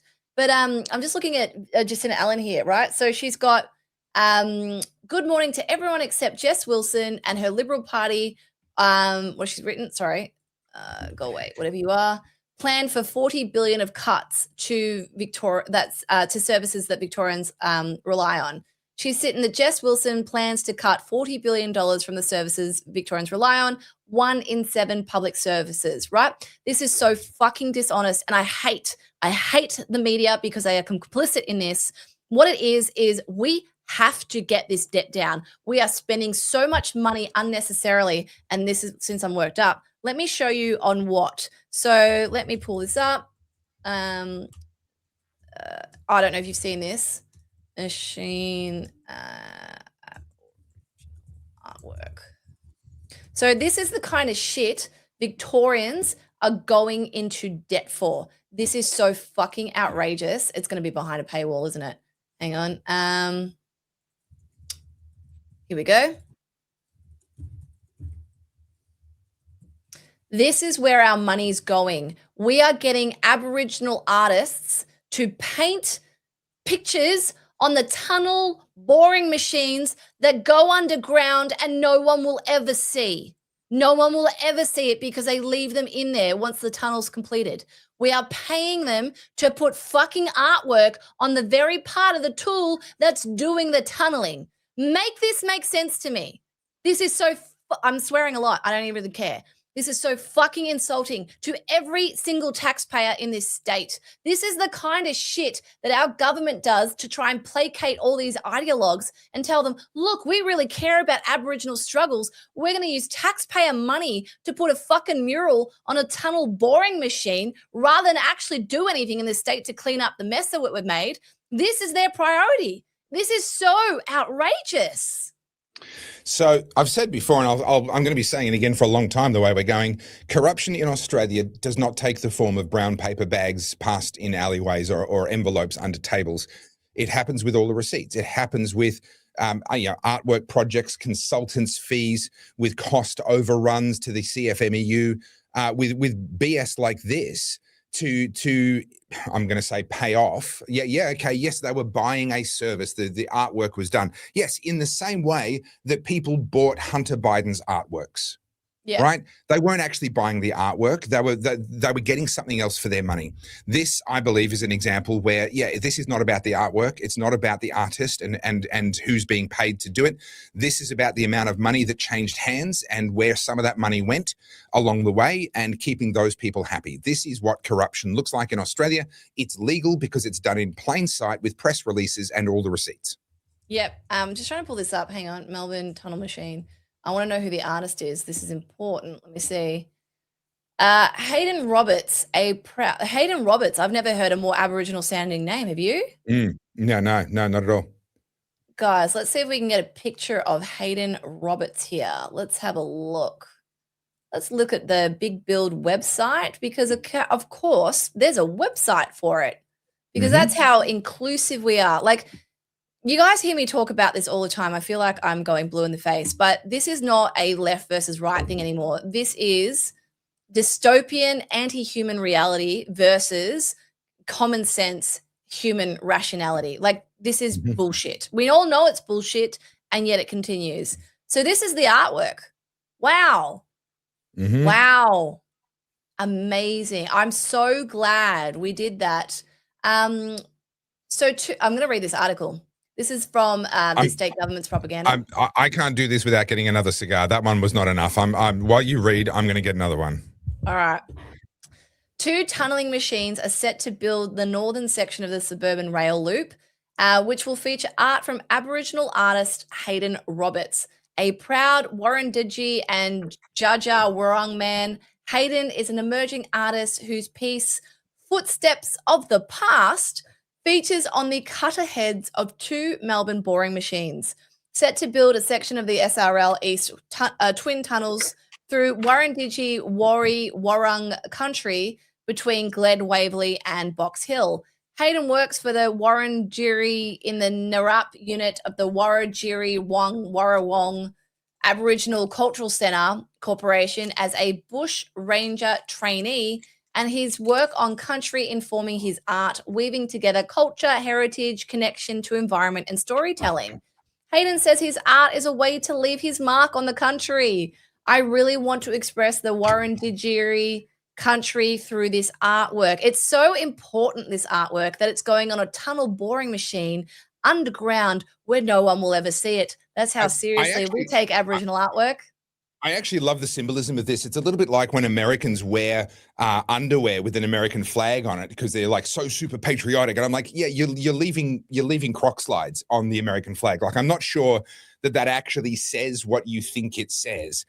In this case, they're going to do a wonderful Indigenous artwork and then grind it into the dust. I'm not sure that has quite the symbolism that they intended. I am trying so hard to find a photo of this bloke. Just give me a second. I'm sure we're going to find out what Hayden Roberts looks like. Just bear with me. Now, I've got another question. These tunnels are apparently going through Wurundjeri country. How many Indigenous Australians were digging mines? Because how deep before we go, you know what, no Indigenous person ever went anywhere near this. Maybe we can stop calling it that. Maybe this is just the dirt. Maybe this is just earth. Like, at what depth? Like, when you buy property in Australia, you only own the first 6 feet. You don't actually own anything underneath that. I think they should be very, very careful ascribing the depths of the earth to Indigenous culture, because they're going to turn around and say, oh, well, looks like we own all the resources down there as well. So now the government's going to have to pay royalties to Indigenous corporations to access oil or coal or anything else, even though it might be 100 meters below the surface. At what point do we just say they never went there, this isn't theirs? Well, that's a great question. I don't know if this is him. So it says Hayden Troy on Facebook. I don't know if that's the real person. Hayden looks suspiciously white. But that's okay. I'm not going to put this picture up because I'm not 100% sure this is. Yeah, if you're not sure, then don't. But yeah, like, this is the kind of shit that our government is prioritizing. It's so, I keep saying it is so insulting to our intelligence. And then they get up there and say that Jess Wilson's lying. Now, I'm no fan of the Libs. We know this, but anything is better than what we currently have. I mean, it's just so outrageous to me. But I'm just going to read a couple of things here. So I said that on my reel. I didn't play that reel, did I? Did I play it? Oh, gosh. Do we have to go through this again? Yeah. Nah, it's a good one. It's a good one. So says you. Well, no, it's because it's got all my stats in it. So rather than me sit here and go, I think it's this, it's like I actually got it right in the thing. So I'm pretty sure I did Carly not got something right. I don't know. I'm Look, skeptical. It's a rare moment. If I'm not tripping over my words and spelling things incorrectly, I'm getting my stats wrong. Yeah, or forgetting a word that starts with D. Yeah, No, I not got it when you're eventually. thinking of. Get your mind out of the gutter. I always get there eventually. All right. I haven't played this Billionaires versus Politician one, have I? I don't believe so. Guys, get your, I mean, I'm only drinking kombucha, but you know the drill. whilst it's playing, I'm going to go get myself another can of formaldehyde. I see. All right. You enjoy that. Drag billionaires for being greedy capitalists who leverage loopholes, but our politicians scamming taxpayers to fill their own pockets is cool. Like Jacinta Allen, the Premier of Victoria, claiming $175,000 a year from taxpayers for her Melbourne rental property, even though she is currently paid more than our Prime Minister on $512,000 per annum. We got to talk about it. I'm going to be upfront. I am pro-capitalist. I do not have a problem with people earning serious money, especially if they're out there working harder than everyone else. I personally love working hard and I love the rewards of that labor even more. So if Jacinta Allen was doing a good job as Premier, I think she should be paid well. However, $500,000 is a big number, and anyone in the private sector who was on that salary would be subject to KPIs and performance reviews. So let's have a look. Victoria is sitting on $200 billion of debt. You and I, the taxpayer, are paying over $1 million an hour in interest. That's over $24 million a day, or $8.7 billion a year in interest alone. We have absolutely nothing to show for that money. You and I are paying taxes to pay interest, which makes the big four banks, the international sovereign wealth funds, and the global asset managers very, very, very, very wealthy. Yet all the people bitching about Adrian Portelli don't seem to care about that. During Daniel Andrews' tenure, the state's net debt grew by approximately $96 billion. And under Jacinta Allen, that debt has continued to climb at an accelerated rate, growing by more than $2 million every hour or $48 million every day. Imagine you and I work together in a private company. Each quarter, we walk into our boss's office and say, Bob, we've increased the company debt by $48 million a day. Can we have a pay rise? Bob is going to fire our asses and make sure we never get a job again. But in politics, you get a pay rise. Let's forget the money for a second and look at other performance indicators. Roads littered with potholes, $15 billion siphoned off to the CFMEU, $1 billion to not host the Commonwealth Games, a youth crime crisis where the state is at the mercy of delinquent teens, and instead of consequences, we do the old Rex Hunt catch, kiss, and release. A hollowed out police force, and God, I'm going to have to do part 2. But just to make you really see red, on top of her $500,000 salary, Jacinta has claimed over $290,000 from the taxpayer to fund a second home in Melbourne because she lives in Bendigo. But go off, Queens, channel all that rage at the billionaires whose life and business has absolutely no impact on your own. Anyway, I think I have played this before. It actually did start to ring a bell. Can I just say, it's very smooth of you stealing my Rex Hunt reference. I've been using that one for a decade. It came in handy. You're welcome. Naughty girl. But does that when you play it like that, do you think the Labor people hearing that go, she's got a point there, or they're just going to double down? Because the whole rhetoric right now is eat the rich, not people recognizing that the truly rich, the ones with all the international wealth funds and Swiss bank accounts and Canary Island accounts, they're not impacted by this one iota, not one iota. The people that pay this tax is the middle class. This is why I bang on, and it's probably futile, but I'm going to keep banging on about the difference between people who make their money keeping customers happy and people who make their money keeping bureaucrats happy, because those two people are not the same. And what's happened is Marxism and the march through the institutions, the indoctrination through universities, etc., has been very, very successful. And we've taught people to hate people who are rich just because they are rich, but somehow give a bit of an exception to the ones that got rich working with government, because government good, right? So if they're the big investment firms that are making it possible for us to build infrastructure in Victoria or to do these things, we're going to kind of ignore that. Like you said, the amount of interest being paid out to all these institutions, where did we get that money from? But ironically, it's the billionaires who made their money in the private sector doing things like, operating mines and giving Australia enormous amounts of tax revenue thanks to our resources sector that, by the way, got us through the Asian financial crisis. The global financial crisis helped us a lot during COVID as well. This is an industry that we have ridden on the back of. We no longer ride on the back of a sheep. We ride on the back of a mining operation. And yet we resent them for having made money through those mining operations. We look at someone like Adrian Portelli. I don't love his business model. It's interesting, it's innovative, it's clever, it's clearly working for him. I personally wouldn't choose to do that. But from a capitalist point of view, people see value in what he's done and they're rewarding him financially. That's their choice. That is the consumer's choice to do that. As long as there's been no deception, no dishonesty in there, and he's actually delivering on what he promises, then good for him. That's how you should be making your money. But someone like Jacinta Allen can make $500,000 a year off the taxpayer, and then, bonuses besides. You've got senior bureaucrats making $900,000 a year in some cases. And then you've got all of the so-called capitalists. They're actually cronyists who make their money by saying to the government, oh, what would you like? What do you need? I'll give you whatever it is. And these might be consultants who make an absolute fortune giving the government reports that feed the government's desires. Whatever it is the government wants, they can always find a private consulting firm who's going to go out there and do community consultation and come back and tell the government whatever it was that the government wanted to hear in the first place. That's a form of corruption, in my opinion, but unquestionably it is cronyism. It is people becoming the cronies of the government for profit. These are the rich people that we should be angry at. The politicians who enable them, and the leeches that suck off the taxpayers' teat, making their money keeping bureaucrats and politicians happy. Those are the rich people that we should be angry with, not because they're rich, but because they didn't actually make their money by making the world a better place. They made their money by facilitating politicians and bureaucrats making the world a worse one. So I completely agree with your point, but I'm not a reflexive defender of everyone who's rich. Just because you're rich doesn't mean you did it the right way, and there's plenty of them that did it the wrong way. So I bang on about this. People who made their money the right way have no apologies to make.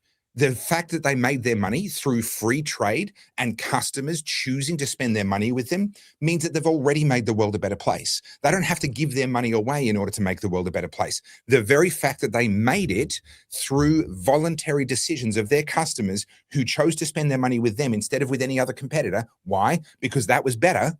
Right? By definition, that person's already made the world a better place. They owe no one anything. As long as they've delivered on their promises, they owe no one anything. They don't owe no apologies. But anyone who makes their money by sucking up to government and sucking on the taxpayers' teat, doing things that we would never pay for voluntarily, they are destroying productivity. They are destroying wealth. They are enabling oppression and the very things that are actually making this country a worse place. And I have no time for them at all. But Marxism has taught people to target exactly the wrong rich people. Yeah, and this is why I say the market will always decide. If your idea's got any viability, put it out to market and see if people like it. If they do, then if it's allowed to. The market will decide if it's allowed to. Yeah. The minute the government gets involved, they introduce regulation and subsidies and price controls and these sorts of things.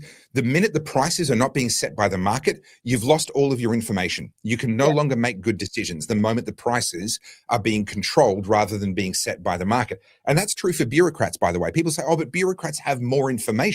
They can decide where the childcare centres need to be and what the class sizes need to be and what this needs to be and what that needs to be. No, excuse me. You can't make any decision without prices. Prices are the ultimate form of information about people's preferences and people's willingness to trade off, because we don't have infinite money. We're all doing trade-offs all the time. Prices tell you what something's actually worth. And if you're a bureaucrat, you can have all the demographic data you want. If you don't have price data, you are shooting blind. And we see that. They end up misallocating resources, spending it where it shouldn't be, because they made their decision based on everything except the data that matters, which is prices. Yeah. Oh man, this is depressing, this episode. Hey, an hour and 20 minutes. Well, I've got an icebreaker.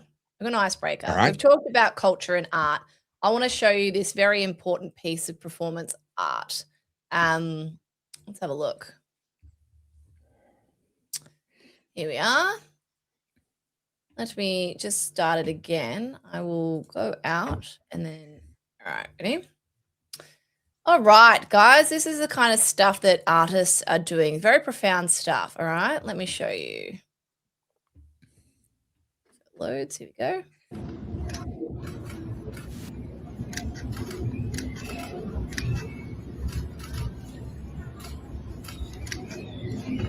That's a bit cheeky.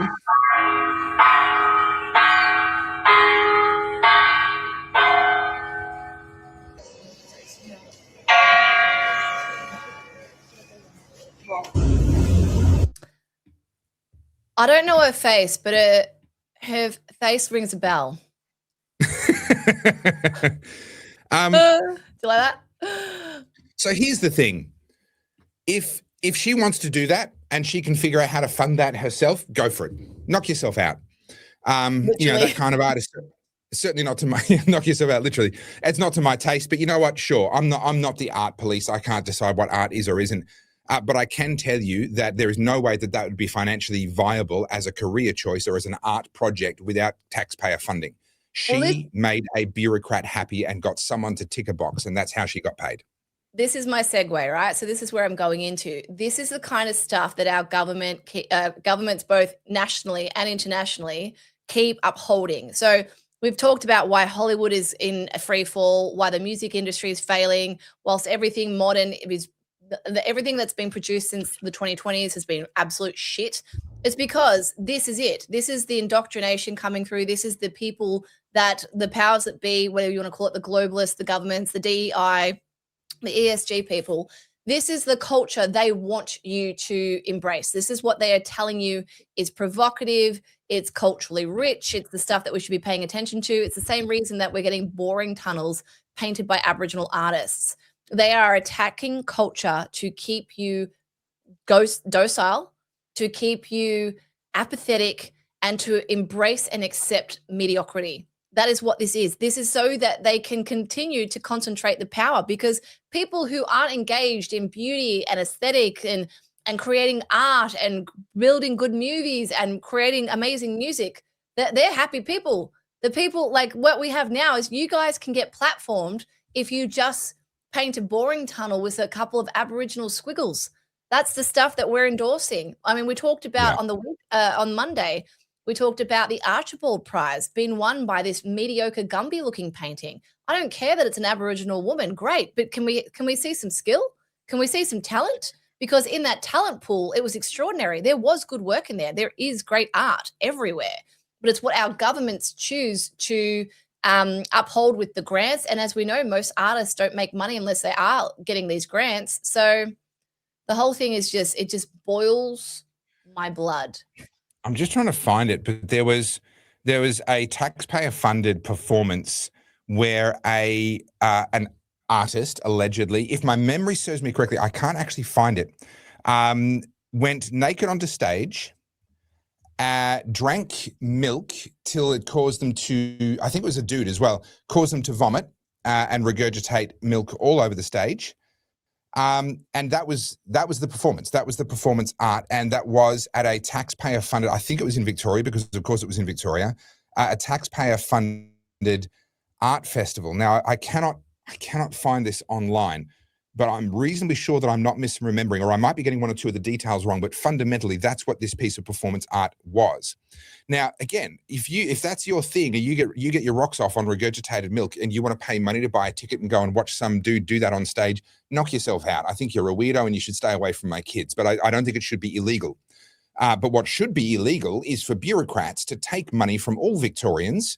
I don't know who the grant came from, might have been federal, but to take money from taxpayers and pay that to a performance that the vast majority of people would not want to see. And by the way, I am consistent on this. I don't think that taxpayers' money should go to the Grand Prix, even though I like the Grand Prix. I pay money to go and see the Grand Prix. I haven't since they went to these ridiculous engines, but hopefully as of 2030, when they go back to V8s and they hopefully sound better, I'll start going back and paying my money and watching the Grand Prix again.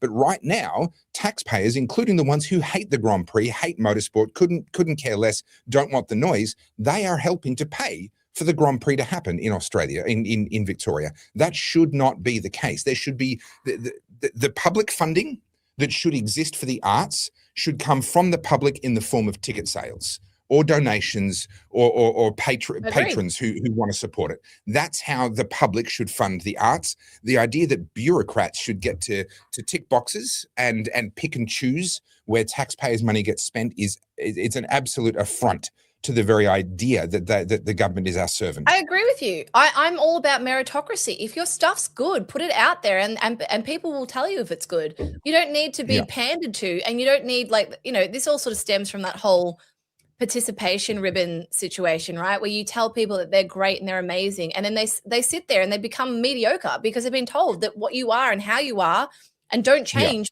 You're perfect. Enough just the way you are. No, none of us are enough just the way we are. Sorry, I'm not. You're not. We all have to work hard. Sorry. But this is Australia. Do you remember this? This happened during the lockdown years. Do you remember this guy, the fucking skull banana? No, I actually don't. This was in Fitzroy. I think it was near the Rose Street markets. This cost $22,000 to create this banana. And within a week, vandals tried to sever its head and it got decommissioned and deemed irreparable. And so they spent another $8,000 making a replica of it, and all paid for by the taxpayer, of course. This is why are we in debt? This is why. I actually find that pretty cool. And to the comment that we've made in the past about skill, like if you're going to call yourself an artist, at least have skill in what you do. Don't make it look like a 3-year-old could have done it. That required some skill. That's pretty impressive. Like, I think that's pretty cool. Do I think taxpayers should have funded it? No, of course not. That's just stupid. But that's an artist who clearly has some technical ability and knows their craft, knows how to do things well. I hope they have a very successful career finding private citizens to fund and commission artwork pieces, because they've clearly got talent. But that should not, under any circumstances, be funded by taxpayers. 100%. And I am an artist, and I am someone who's very creative. And I think that the market should sort you out. If you're good, people will pay for your work. It's that simple. Okay. If you're what? Here's the counter argument that people make. They say, oh, but it's so hard to get started. We've got all these fledgling artists and they can't get their foot in the door. Listen, sorry, reality check. It has never been easier to find an audience for your art than what it is today. You have 100%. Never had such easy access to more people than what you have today. What used to require a multi-million-dollar marketing budget now just requires some clever ideas and execution on social media, and you will reach the same number of people. It has never been easier. Do not bitch to me about how hard it is, because if you can't make it now, there is no way in hell you could have made it at any other time in history. I agree 100%. And the other thing is too, being an independent artist is so much more lucrative than it is to even get those record contracts. They put the artist in debt, excuse me. Oh, yeah. It's the same with publishing. It's the same with movie stars. You know, you are conditioned to do certain things in a certain way, and the company that signs you has all the control. And you go and yes, you get given a bit of money up front. You get an advance. Whether it's for your record deal or an advance for your publishing deal, but then you're in debt to the company and you have to work that off. So if your book flops, guess what? You still got to pay that money back. And so being an independent artist, you can keep your overheads as small as possible, but you get 100% of the profits. It makes so much more sense. If you're smart and you're clever and you understand social media, there is no reason you can't build up a massive following. I mean, I talked about CJ Henry before I went to China. She did that cake exhibition. She's never been formally, formally managed by a gallery. She's a completely independent artist. She sells direct to art buyers. That's how you do it. This is what I mean. And like, you know, all these art grants, they're giving people this false sense of superiority, particularly to these artists who are meeting the DEI criteria or the woke criteria, and they're being told you're amazing, you're so talented, when arguably their work is rubbish. Like that's their work may not be, but by the time you've complied with all of the box ticking exercise from the bureaucrat in order to get the grant, your work will be rubbish. We see this in the Australian film industry a lot, and this is something that I do know a little bit about because I've been in the sort of the inner workings of it. I've been to Film Victoria presentations where they talk about how to get their money, how to apply, what you need to do, all the rest of it.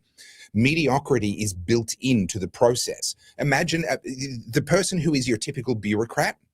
How good of a movie would they ever make? And if you have to get the approval of a team of bureaucrats in order to make your movie, all of the genius has been stripped out of it by the time you get through that process. More than that, they're going to add in a bunch of requirements, and these are often around cultural relevance. And they don't mean Australian culture; they mean Indigenous culture. This is around representation. So this is going to be: do you have an LGBTQI plus whatever character in there? How are they portrayed? All of these considerations are on that spreadsheet that the bureaucrat is going to tick off.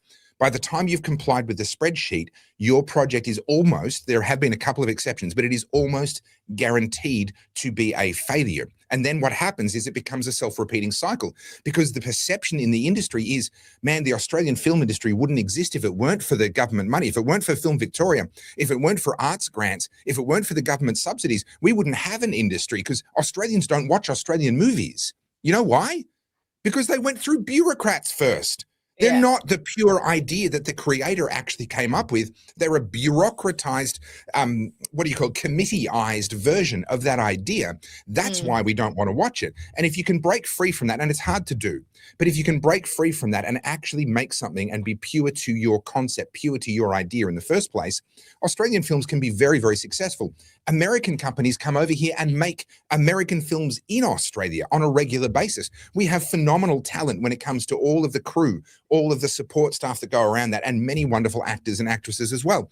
But they don't get a look in when it comes to the Australian funded film industry. They don't get a look in. They don't get to shine because the projects that get approved are rubbish. They're good enough. We can succeed on the world stage in the entertainment industry, but not for as long as we're beholden to bureaucrats. Yeah, 100%. And we're seeing this now with media as well. I mean, we talked about Carl Stefanovic.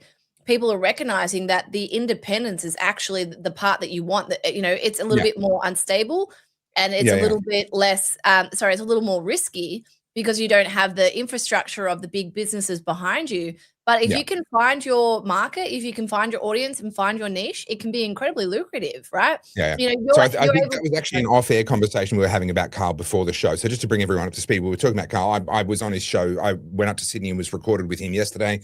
That'll go to air at some point today. I've met him, and a bunch of you guys hate me for actually not being mean to him, which is really odd to me. But anyway, I'm going to sit down with him in a couple of months' time and have a long podcast chat with him. We're going to talk about COVID. We're going to talk about all that stuff. But this particular interview was about Farah, the by-election, the implications, the results. And you and I were talking, Carly, before the show about Carl and what he's doing.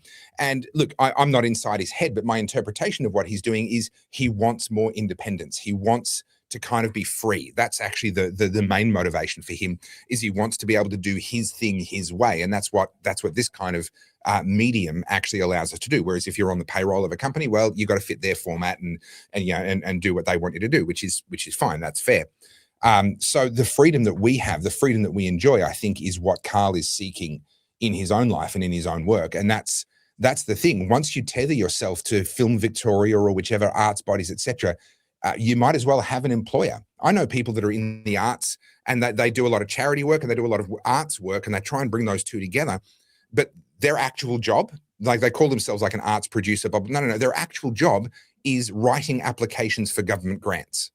That's actually, if you actually look at where they spend their time, they are researching new grants and filling out grant applications. That's actually their full-time job now.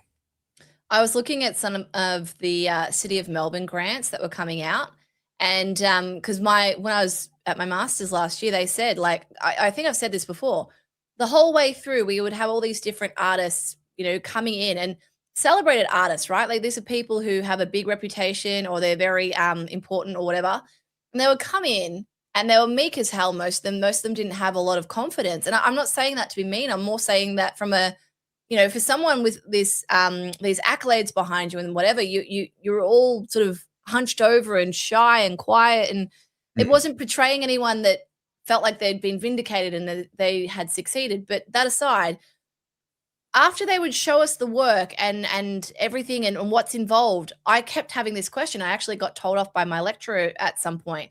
He's like, Carly, you can't keep asking that question. It's quite rude. And the question was, how do you make this commercially viable? How do you make a living? That was always my question.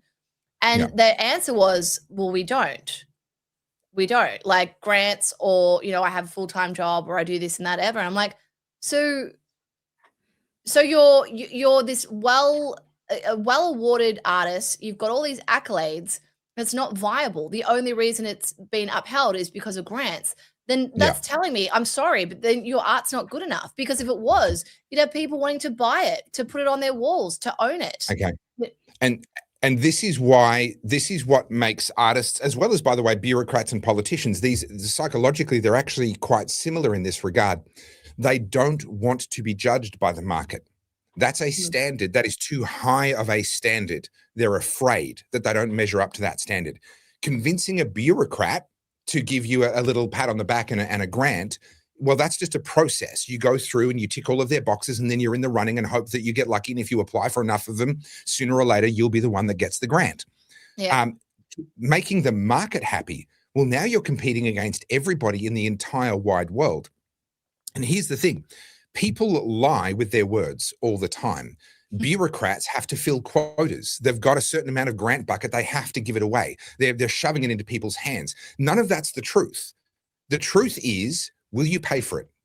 People very rarely lie with their money. It does happen, but very rarely do people lie with their money.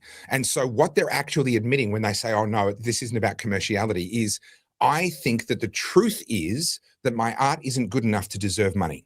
If I actually believed in my art, I would go commercial because you could make a truckload more money going commercial than you ever could through the government grants. That's a subsistence pathway, right?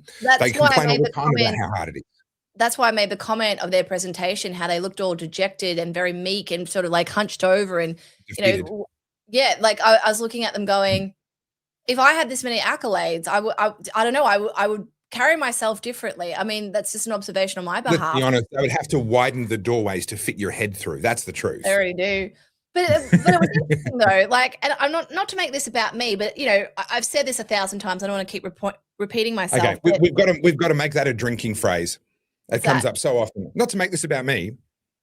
I think it's the first time I've said that. I mean more about the tertiary stuff, but it was more so my observation because like throughout the whole masters, you had to consistently represent your thing, your project, to the point where it was on auto replay in my brain, right? And I think part of that was like it was built. That whole thing was built into the curriculum to help you feel more confident. Whereas I would get up there, here's my slide deck, blah, blah, blah, blah. And the feedback I kept getting was like, oh, wow, you're really good at that. I'm like, yeah, man, I've got 20 years of business experience. I'm used to pitching to people. I'm used to having to convince people to like my stuff. And then interestingly, when I got like at the end, you get all your assessors. Sorry, I had 3. I had one who was my primary lecturer and then 2 external. And reading it, they're like, the level of confidence that you had at the gallery, the level of confidence and conviction you had in your project and the way you presented was unprecedented. That made it so much better, blah, blah, blah, blah. I was like, I wonder, like, this is my takeaway from it. I think there is a big connection between self-esteem and self-awareness that goes with having to go through that entrepreneurial journey. I'm not saying it's for everyone, but when you're an entrepreneur and you're testing your viability of your idea or your service or your product in the market, you get chiseled, right? Like you think of a piece of marble. That's how you start off. It's just this block of marble, and life shapes you by all of the rejections, all of the failures, all the no's, all of the backlash. That's what shapes you. It's not so much the product itself, it's the journey that you go through. And then when you end up at the end as this beautiful marble statue, that's because of all this tough stuff that you had to go through, all the resilience that you developed. And I think when you're upholding people with it, and it doesn't matter, this isn't just about arts, it's Australians in general. When you give people participation ribbons, when you give them handouts, when you constantly tell them you're enough, don't try, you're perfect as you are, you're not giving them that opportunity to go through that process where life chisels them away and creates this version of themselves that helps them, build self-esteem and become more productive. But not only that, confident people. We are robbing people of that process. Yeah. So there's actually, I'm not going to get all theological on you, but you've triggered something in my head. Proverbs. Am I making a good point, or am I just grandstanding? Well, look, a little bit of grandstanding in there, but of course, that's expected from you. No, you're making a good point. Let me just go to. I never plan these points. They just marinate and come to the surface when they want to. Yeah. So Proverbs 31 is the proverb that's known for talking about the virtuous woman, and she's actually a kick-ass businesswoman. Is the person described in Proverbs 31. Proverbs 31 verse 18. She perceives that her merchandise is good, and it can be translated as the merchandise is good and or the profit is good. That's just my connection's just failed. Am I still connected? Yes. Okay. I don't know why that website just failed on me. And this is the key. You don't know that if it's bureaucrats telling you that it's good. You don't know that if it's family members going, oh, yes, dear, that was wonderful. You can't trust anyone to actually tell you the truth with their words. They tell you the truth with their money. And so when you're doing something, and that process of refining that you described, you're exactly spot on. But there's a really important distinction I want to add to that. The bureaucrats, the arts grants people would say, oh, but but we refine the projects. We've got all the criteria, and we refine the projects down to meet the criteria. And these criteria have been set by a committee of the smartest people that we could gather, who got around and figured out what the objectives should be. This is the best, our refinement is the best. No, your refinement is the most bureaucratic. That might be true, but it has no relationship to price signals. No one involved in the process of developing the criteria, deciding what was going to be on that spreadsheet, or even deciding whether or not that person complied with the spreadsheet. None of those people had a price signal, which means they didn't have access to the truth, because that's where people tell the truth. When you refine your work through bureaucratic processes, you're shooting in the dark. No one involved actually has any idea what's good and what's not. When you refine your work according to price signals, whether or not someone's willing to pay and how much they're willing to pay and how often, that's when your work actually gets better. That's the metric. That's where people are telling you the truth. Yeah. All right, so we're getting close to the end. I want to talk about this because it's important. So we started the show talking about how these people just keep lying to us, but I want to show you what happens when they get caught in a lie themselves and how they react. So I think actually before I show you this, because people might not know what I'm talking about. So Annika Wells, she was the Labor politician who was using taxpayer money to fund her travel for herself. Coming on holidays. Yeah. Yeah. So let me just pull it up. Okay, so it got investigated. So let me pull this up first before I show Albo. So just to recap where we are. Here we go. So this is from the ABC. So Annika Wells, she's the sports minister who uses taxpayer funds to go around to all of our top sporting events. And she actually puts herself on the pitch in most cases. So she'll go down on the ground, particularly when they're celebrating, and she'll make sure she's there and it's all about her. Now, this came out, I think, at the end of last year or early this year, where she had, over $100,000 in taxpayer-funded money for trips, right? So much so, she had a car waiting for her for 12 hours when she was at the Grand Prix. That she had the driver sit there and wait for her. She had a family reunion here at Thredbo where she used taxpayer money to fund her family to go to Thredbo because apparently it was for work. She went to a 40th birthday in South Australia on the taxpayer dime and claimed it was for work. And so she got investigated, and it's been claimed that of the 250 travel claims, they found 4 breaches, mostly related to use of family travel, either in the days before or after she was in a location for parliamentary business. And the authority has also released an audit of expenses claimed by a former staff member of Tasmanian Senator Jackie Lambie, who has been ordered to repay more than $11,000 in inappropriate travel costs. So she has been, Annika Wells has been criticised for spending more than $118,000 on flights to New York, accommodation and expenses for herself and staff when Australia hosted an online safety event at the United Nations last September. So that $100,000 was just for one trip to New York, right? Yeah, wow. And we wonder why this country's in debt. So that's that. So now I'm going to bring up Albo's reaction. So she's been forced to repay. Okay, sorry. Can we go back to that? Sorry, my brain took a second to catch up there. What was the reason she was in New York? This is the funny bit. Where is it? So down here, where is it? It was $118,000 in flights to New York, accommodation and expenses for herself and staff when Australia hosted an online safety event for the United Nations. Why is a sports minister going to an online safety event at the United Nations? Who approved that? You tell me. And flew their business class, obviously. No, of course. $118,000 for a week in New York. I'm sorry, New York's expensive, but that is daylight robbery. Like you say, corruption hides in plain sight. I imagine she had the best flight, the most convenient. She probably had a private car to and from every airport. She had a really nice hotel. Like, it's just gross. It's fucking gross. Yeah. So that's Annika Wells, right? And she defends herself. And anyway, she's been found guilty. And this is Albo's response. And I will say this. I said this on Monday. The journalists are starting to push back. It's very subtle, Correct. but you can see them getting really perturbed. I think it was you that said this, and if it wasn't, then I'll take credit for it. But I think it was you that said this. You don't know what it is yet. That it's a little bit like towards the end of all the lockdown periods when the media finally grew a little bit of spine with Dan Andrews. Yeah, not all of them, but there were a few that okay, yes, it was too late. Yes, they'd already done a lot of damage. Yes, they should have been asking questions for a lot longer. I agree. But towards the end, some of them grew a spine. And there is a sense of the same thing happening now with Albo. Yeah, they've definitely have it out for Albo. I'd be surprised if he makes it all the way to the next federal election. I really will.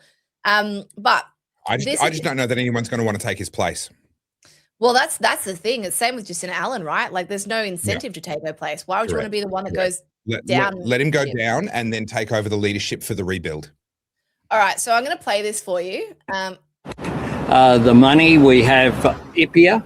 We have an independent parliamentary expenses authority who's in charge of this. She referred herself to it, which was appropriate, and it was appropriate that she pay back the money that has been done. She broke the rules. And she has paid back the money in accordance with the rules. Doesn't it send a bad message to the public, though, that if you get through the wrong thing and you get caught, you just pay it back? She has done what the rules require. Annika Wells is a very good minister doing extraordinary work. And I know. Okay, so you guys might not have heard that. Let me just read you the transcript. So the reporter said she broke the rules, and he says, yes, but she's paid the money back. And the reporter says, so if you get caught doing the wrong thing, you just pay it back. Yes. So just bear that in mind, guys. Whenever you get a fine, whether it's a parking fine or a speeding fine, and you don't pay it or you pay it back, you can face jail time. You can face your car being impounded. But for Annika Wells, you only stole, what, $10,000 of taxpayer money? That's all right. Don't worry about it. But here's what gets my goat. She's only having to pay back the times when it was deemed to be inappropriate to have used the family travel allowance. Yeah. I think the family travel allowance's existence is inappropriate. Let me run you through what this is. Politicians have to spend a lot of time on the road. That's true, particularly if you're a minister, if you have a ministerial portfolio. If you're a trade minister, you're going to have to travel internationally. If many of the ministers will have to travel internally around Australia. It means a fair bit of time away from your family. Newsflash, there's quite a lot of jobs that involve a fair bit of time away from your family, such as FIFO workers on oil rigs, traveling salespeople and regional reps for various brands. Plenty of executives are on planes all the time, going to conferences representing their company all over the world. In very rare cases, their company might actually fund a family reunion, but most of the time, if they want their family to come with them, they're like, well, I'm going to be in America already. How about I fly the family over? Good for you, mate. You're going to have to find the money to do that. Yeah. The company's not going to do that just to keep you a little bit happier. Take the job or leave the job. In Australia, politicians have decided, because of course they're the ones that get to set the rules. So when Albo talks about, she broke the rules, but now she's followed the rules, she repaid it in accordance with the rules. Who wrote the rules? Well, broadly speaking, the politicians, because there's no such thing as an independent body inside Canberra. They are all answerable to political incentives. So the rules state that under certain conditions, taxpayers will pay for their family to come and join them. Right now, this is a boondoggle. It's a taxpayer's rort, but it's done on the basis that, they spend so much time on the road and they're working so hard for Australia. We don't want them to be lonely. We don't want the family to suffer. We should do this because it adds value. From a taxpayer's perspective, we want these people to be able to do their work and do it well and spend time with their families, wherever they are in the world on the road. Now, it's not open slather. They can't do it all the time, as we've seen. Annika Wells was found to have done it wrongly and she's had to pay that back. But the fact is they do get to do it an awful lot. Here's my question. Didn't Annika Wells and every other politician fight tooth and nail to become a politician? Didn't they work and work the back room and do the greasy deals to climb the greasy pole to become a minister? Isn't this what they wanted? Didn't they know that it was going to involve a truckload of travel if they got what they wanted? Now they tell us that we're on the hook to pay for the reality of the job that they fought tooth and nail to get. And by the way, they get paid very well to have. The existence of the family reunion scheme is actually what I have a big problem with. The rorting of it, well, that's a given. These are some of the most dishonest people you're ever likely to come across. It's the existence of that insults me and insults you as taxpayers, that they get to write those rules in the first place. Well, it's not just the FIFO people. Imagine, all the shift workers, the nurses, the people who have to work throughout the night, whether it's the paramedics, the frontline workers. They're not there to tuck their kids into bed. They're not there for morning breakfast and pick up routine from school. That's the reality for most people who work. That's just reality. But yet for our government ministers, how many days of the year are they actually in Parliament? How often are they actually in their offices? A lot of it is, to be honest, is them running around and going to sporting events and rocking up and smiling for cameras and doing press conferences. I think a lot of the work that they allegedly do is done by a lot of their staffers, right? Not all, but many of them, right? Yeah. And look, I accept that a defense minister is going to have to go to defense trade shows in different parts of the world. Oh, that's fine. I can handle that. There are legitimate international and intranational travel that does need to be done by these people, but that's the job.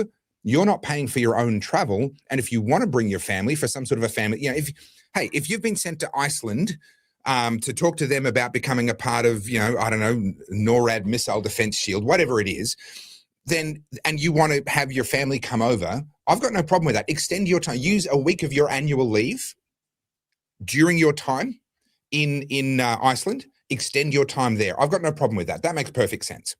If you want your family to join you, pay for it yourself. That makes perfect sense. I've got no problem with any of that. This idea that they're entitled to have their family getting flown around Australia or around the world to join them on these junkets, they talk about the pub test all the time. That one does not pass the pub test. I know I've brought this up before as well, but as a kid, my dad was away all the time, always, like for weeks at a time, right? Like he used to work for Caterpillar. Caterpillar wasn't flying us over. I mean, when we moved to Japan, like we lived in Japan, obviously with my dad because he was based there. But after that, that was also in the peak of the 80s and 90s where companies were just like, woo. That all dried up very quickly. And, my dad would be overseas for 2-3 weeks at a time. That was our normal. That's what we knew. But for these politicians to sit there and say, "Oh, you don't understand. I work so hard." I'm like, tell that to the teachers right now who are dealing with these delinquent youths that you won't punish and allow them any capacity to bring them into line. I reckon their job's pretty fucking hard. Teachers don't have to deal with them. They don't show up to school. No. But also, like, let's stop again, and we do this regularly on this show, but let's get a bit of historical perspective. It was very normal for high country cattlemen they would have a wife and a family down in a town somewhere, and then they would spend months on end up in the high country during the right parts of the year, grazing the cattle, fattening them up, getting them ready. Maybe the missus would come and visit them at some point during, they weren't on opposite sides of the planet, but they would go for months at a time without seeing each other, and that was normal. Consider anyone that was involved in any kind of trade, any kind of merchant back in the days of the horse and cart, pulling their wares from one place to another. Most of the time, the family's not coming with them. Consider anyone that was a sailor. They would go to sea, and their family, their wife, their children wouldn't even know if they were still alive until the ship was seen again over the horizon, or news came from another ship where they'd passed it by or seen each other in some other port, right? That's the reality of the world up until very, very recently. These people who are giving their little sob stories about how they're being flown around the world at taxpayers' expense, and they really, really, really need taxpayers to pay for their family, give them a paid subscription to Zoom so that there's no time limits, right? You can dial hey, let's taxpayer fund their internet connection, get them a nice Starlink connection that'll work anywhere in the world, low latency, high throughput. They can video call their wife or their husband or their kids anytime they want. Do you have any idea what generation after generation of humans would have given to be able to even get a letter, an email, let alone see someone's face and hear their voice, right? Like, we are so out of touch with what it actually means to be a human, to work, to have to produce, to create more than we consume. We are so out of touch with how privileged we are today. And I mean that for basically everybody, pretty much every single person. If you're in Australia and you have the ability to watch this show, you are among the richest people that have ever lived, even if you're dirt poor. Even if you're watching this, and I know some people do, if you're watching this from the back of a van, because that's your house right now. I'm not trying to be insulting to you. That sucks. And I would really love to see Australia become prosperous and make it easy for you to get out of that situation. I'm not denigrating that. But in historical terms, there are literally millions upon millions of people who would have swapped whatever it was they lived in for your van. Yeah. We forget how far we've come. I don't That's say why that I to be keep denigrating saying- or insulting, but we forget That's it. why I keep saying it's a cost of comfort crisis. That's what it is. I don't think we realize just how comfortable we are. And rather than face any discomfort, we just want to double down and make it even harder for ourselves, because the inverse would just be unfathomable for us. I mean, you've talked about this in regards to houses before, and we've had this conversation 1,000 times where, you know, we grew up without air conditioning. I grew up without carpet. Like, you know, things like that. They were normal. You got on with life. You won't sit there going, oh my God. Room. The house that I grew up in, there was one room that had a heater, right? It was a gas heater, one of those gas heaters that had like that ceramic stuff on the back that would warm up and glow, right? We had that in one room, and it was the biggest room in the house. It was the lounge and the dining room. We knocked out the wall in between those two. I don't remember the wall. It was knocked out when my parents first moved into that house. I was very young. But that wall got removed, and we had one big room, the lounge dining, that had one heater in it.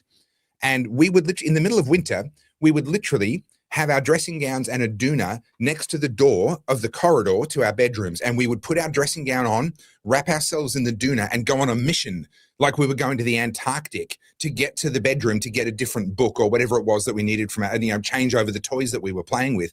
And we would grab them as quickly as possible and shuffle our way down the corridor back into that one warm room in the house. We were not poor. That was normal. That was completely normal. The toilet that we had was outside the house. You had to go out the back door, go down a little ramp onto the ground level, and then down a little concrete footpath to get to a little brick outhouse. Now, we were quite fortunate because it was covered all the way over. I had friends in Preston at the time where their toilet was also an outhouse and it wasn't covered. If it was raining, you got a wet head on your way to and from the toilet in the middle of the night. Now, all of that changed really quickly. The yuppies came in, started putting in internal bathrooms and en suites and extending the houses, and all of that happened. And that's a really good thing. I prefer what we've got today. But I think it's so sad that we've forgotten already how quickly it changed. I was thinking just the other day, so I'm preparing for a debate with someone at the moment, and I'm thinking through a bunch of things, re-going over old ground. And I was thinking about the fact that when my mum was born, now she's about 30 years older than me. When my mum was born, her mum was washing the family's clothes in the laundry sink on a rough textured washboard, scrubbing it under running water. Now, when her mum was born, there wasn't even running water to do that in, right? Now, over my mum's lifetime, washing machines have become ubiquitous. We have them everywhere. And we have this luxury of an expectation of a washing machine. In certainly not all, but in many rentals, there's a washing machine bolted to the wall. It comes with the rental. It comes with the house. Not all by any means, but with many.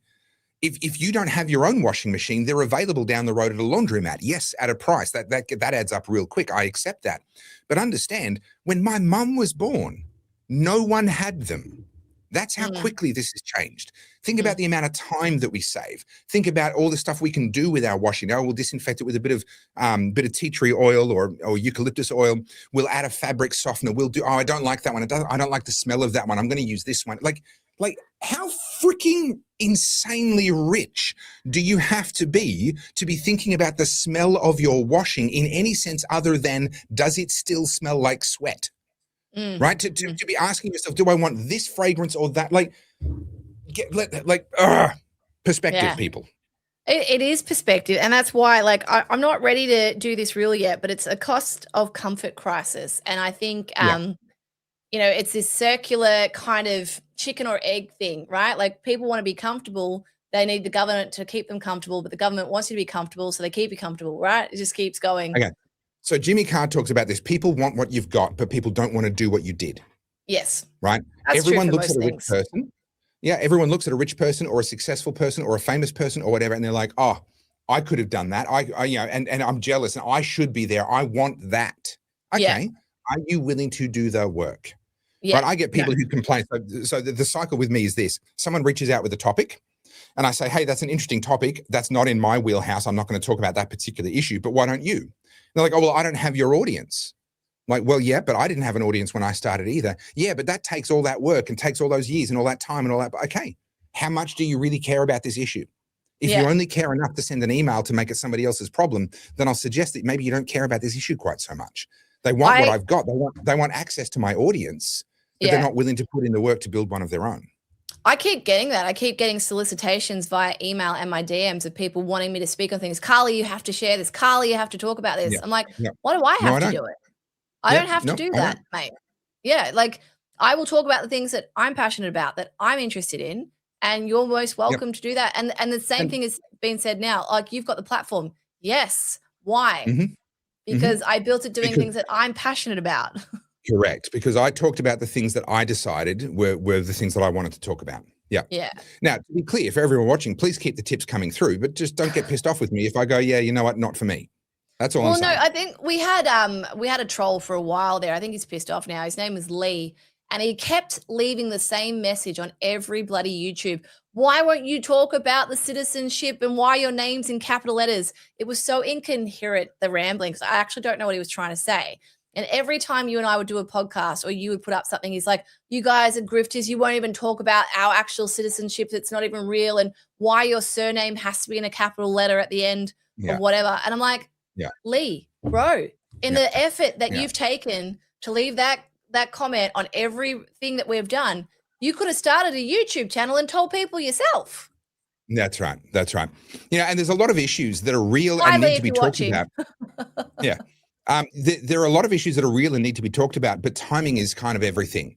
The analogy I give is, if you were one of the soldiers storming the beaches of Normandy, there was no good pointing your rifle at Berlin and emptying your magazine at Berlin. You're not within range.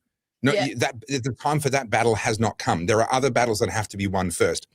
I'm focused on the battles that I believe are the priorities. Now, someone can disagree with my priorities, but in that case, go and fight that battle yourself. Go and storm Berlin single-handed, and don't ask me why you're not getting any support, because we both know that the time for that battle hasn't come yet. So there are battles that will be fought, but the time is not now. I'm going to add a layer of that I think people fail to understand as well. Like, burnout's a real thing, right? So whether you're a content creator or you're a podcaster, whatever you're doing, right? If you're not genuinely enthusiastic and passionate and also engaged in the topic, it becomes work. It becomes a chore.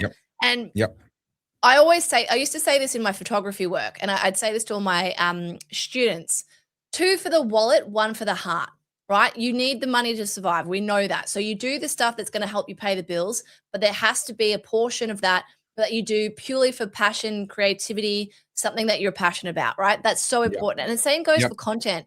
Same goes for podcasts. That keeps you going in the long hours, because even what we do, it's not hard work, but it is long hours. Well, and that's the thing, right? So when people say, oh, well, you guys have got the platform, what am I getting for value? I'm like, well, the value is we create 6 hours of podcast every week, bar a couple of episodes that we've missed. That we give away for free.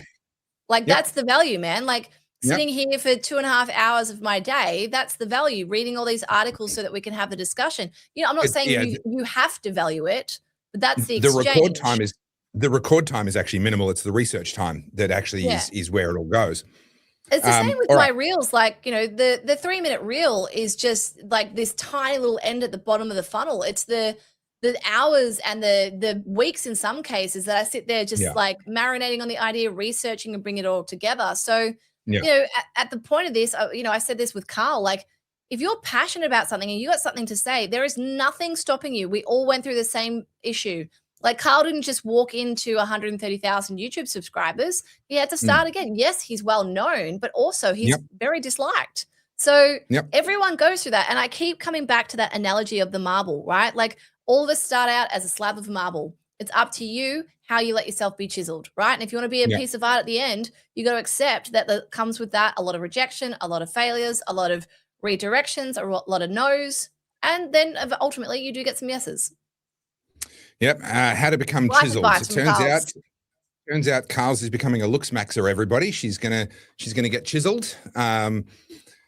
Actually, you know what? You were kind of an OG looks maxer. Like you were doing. I was about to say, I got a face full of titanium. I feel like I win. Titanium doesn't set off the metal detectors, does it? It doesn't, but it does. Like, so the one day I should show you guys the X-ray if you guys are into gore. But like where all the titanium sits, right here, there's a massive nerve that goes through your bottom mandible, and they disrupted it, and so I'm numb. This entire part of my chin's numb. Oh wow! And sometimes the metal gets cold, and it's like the weirdest feeling. Oh. Like you can feel that it's cold, but like at the same time you can't quite tell because it feels foreign. It's very odd. Yeah. But if you touch my cheeks, you can actually feel where all the screws and the plates are. It's kind of gross.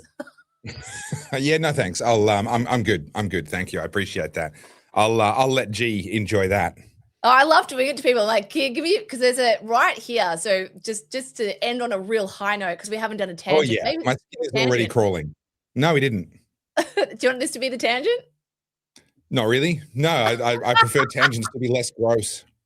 So what they did is, because my face was completely flattened, they saw off the bottom part of my mandible and chiseled it and grabbed a bit of my, I can't remember what they did, but they grabbed extra bone and they actually like moved it forward, and then literally it just looks like they got a nail and just went bang. Like, I'm sure the surgery, because this was 20 years ago almost, I'm sure the surgery's changed a lot. But when you look at the X-ray, like the bone doesn't even look lined up. It's like kind of like shoved on the end. You know how builders, if you're not going to see the back, they just shove a couple of nails. Yeah. That's what it looks like. And so right there, right in the corner of my chin, there's a massive screw. It's about this big. Or it's actually, it looks like a nail. And it's just there and you can feel it. And every time I look at the X-ray, I'm like, did you even try? Did you even think that I would see this? Like, could you have not lined it up and just like,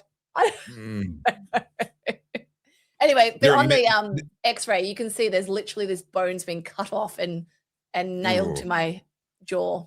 It's pretty gross. Yep. How to make my skin crawl 101. Well done, Carly. Well done. You found my weakness, my kryptonite. Yeah, G's the same. He's not good with blood and guts. None of you men are really. I think a lot of men are scared of blood and guts. So that's why all the surgeons are psychopaths and most of the nurses are women. There's a reason for that. Yeah. No, I was about to say that. Yeah, women deal with blood once a month, so we're fine. Yeah, you've been training for it since you were a teenager. Us fellas, not so much. All right, let's close on a really happy note.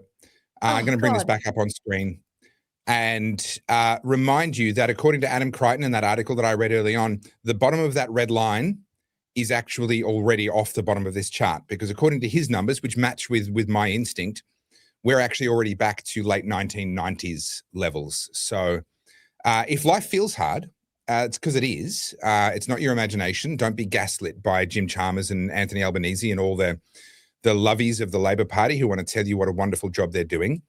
But I will finish with this. It doesn't have to be this way forever. Yeah. What's happening right now around Australia is Australians literally in their millions, multiple millions, are realizing that elections have consequences and that ignoring politics leads to very bad outcomes. And honestly, that is the greatest source of hope that I've had in 17 years of political commentary. The apathy was the problem. Yeah. And it took something as extreme as COVID to shake a significant minority. It's still a minority, but a significant minority have been shaken out of their apathy. It's going to take time for that to translate into electoral success. Yeah. And then it's going to take time to actually turn this thing around. But I think that process has actually started. I think so too. And I mean, I said this on Monday, and I'm working on a piece on this as well. Like I said before, this is not left versus right anymore. This is not progressivism versus conservatism. This is about common sense versus ungrounded dystopian anti-human reality. These politicians live in a world that's not real. That's where they live. And their ideas are based on this utopic idea. And underpinning a lot of the Labor stuff is Marxism, right? Genuine Marxism. Yeah. The reason Pauline Hanson is seeing this surgence of support from not just from the conservative right, like the ex-Liberal voters, a lot of Labor, like old school Labor people are coming across because they recognize that the people that currently present the Uniparty are, like I said, they are completely untethered from reality. These are people who are living in a world that's not actually real. Pauline Hanson at least lives here in the real world with us.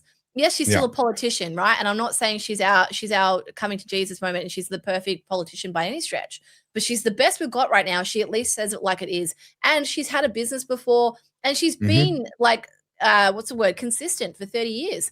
Albo, Well, just last year in his pre-election campaign said he wasn't going to pull back capital gains, and he's just done it. They are habitual liars. That is exactly the point that I made to Karl Stefanovic yesterday when he interviewed me. Where do you go to find a politician that hasn't lied? There are very few. There are very few. There are a few, but there are very few. And Pauline Hanson has been around for the longest out of all of them. And she's saying the same thing now that she started saying 30 years ago. She hasn't lied. She hasn't changed. And that currency, that's what's happening right now as the withdrawal of support for the major parties. It's not about policy. It's not even about personality. And these parties are like, well, if we just give them the right policies, dangle some taxpayer money under their nose, change the leader to someone who can maybe put on a better face for us, then we'll win these voters back. No, if you think that, then you don't understand why they left. They left because they no longer trust.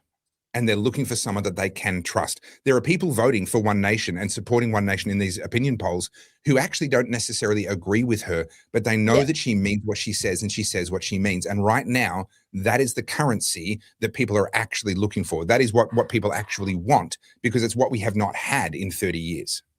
And there's no equivalent on the left either. Like when you look at the Greens used to be the party of the environment. Now that they are literal ideologues, who are supporting terrorism, essentially. They've gone so far that people are like, the Greens vote's collapsing across the country. There's still some strongholds in the more socialist areas, but I think a lot of people feel completely alienated by our political class. And that's why people are turning to, that's why Trump won in 2016. Pauline Hanson is literally doing the Trump. Yeah. And we're seeing it with reform in the UK. And people, every time I mention reform, people are like, oh, what about Restore? Well, yes, okay. They also did well in the handful of seats that they ran for. Okay, great. We're seeing it with the AfD in Germany. We're seeing it with Le Pen's polling in France. We're seeing it in other parts of Europe as well.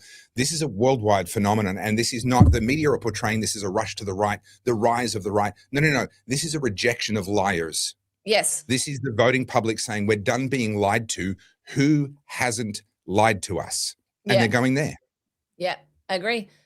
Well, on that happy note, this was an intense podcast. A little bit. I mean, a budget, and in times like this, a budget announcement is always going to do that to you. But don't lose hope. I've said this before, I'll say it again. I'm very optimistic about the future of Australia. You fast forward 10, 15, 20 years, I think we're going to be even more prosperous, even more well off. We're going to be enjoying a quality of life that it is hard to imagine now. But we've got to go through some suck to get there. Yeah. There's probably 5 to 8 tough years ahead in order to get the political change that we need, that then leads to the policy change that we need, that then finally leads to some better outcomes. Yeah. And if you read the book, which I have recommended 400 times now, The Fourth Turning, it says that. It says around 2030, that's when we'll start to see the upswing from, this massive shift. But just keep that in the back of your mind. We're in a cost of comfort crisis. We need to be uncomfortable. That is the only thing that will facilitate the change in the voter's mind as well. So I think, as much as it sucks, and I hate that we're here, I think the fact that people are struggling to pay their bills, and we're about to see rents increase everywhere and everyone starts to get really mad, I think that will be the catalyst. But how can you understand that if you've never had any experience of it? I think that's unfortunately where we're at. Yeah. Alrighty, guys, topherfield.com. You can grab merch, including Oddcast merch there, plus my books, my DVD. You can support the show. You can buy me a coffee. Carlz, where do people go?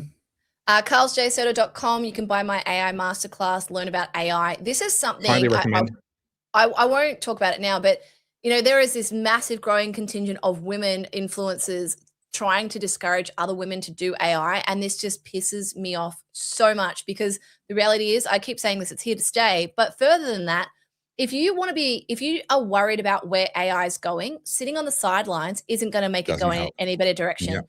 If you want to be a part of making it become a better tool, you have to be engaged. So if you want to do my AI masterclass, CarlzJSöda.com. But don't forget, you can buy Oddcast Tangent Time tees at Topher's website, and you can support us with Ko-fi. That way, yes. There we go. Ko-fi supports the Oddcast. It actually does cost us a fair amount of money to bring it to you guys every month. All the subscriptions that we pay, all of the fees to upload it onto Spotify, and put it on the StreamYard and stuff like that. So your money isn't wasted. But we really appreciate it. And we do thank you guys for your support every time that you choose to support us with Ko-fi. Thank you very much, guys. We'll see you again for another live show on Monday. Do go and have a look for the Carl Stefanovic show from Wednesday night. That's where my interview will be. Thanks, guys. Bye. Bye.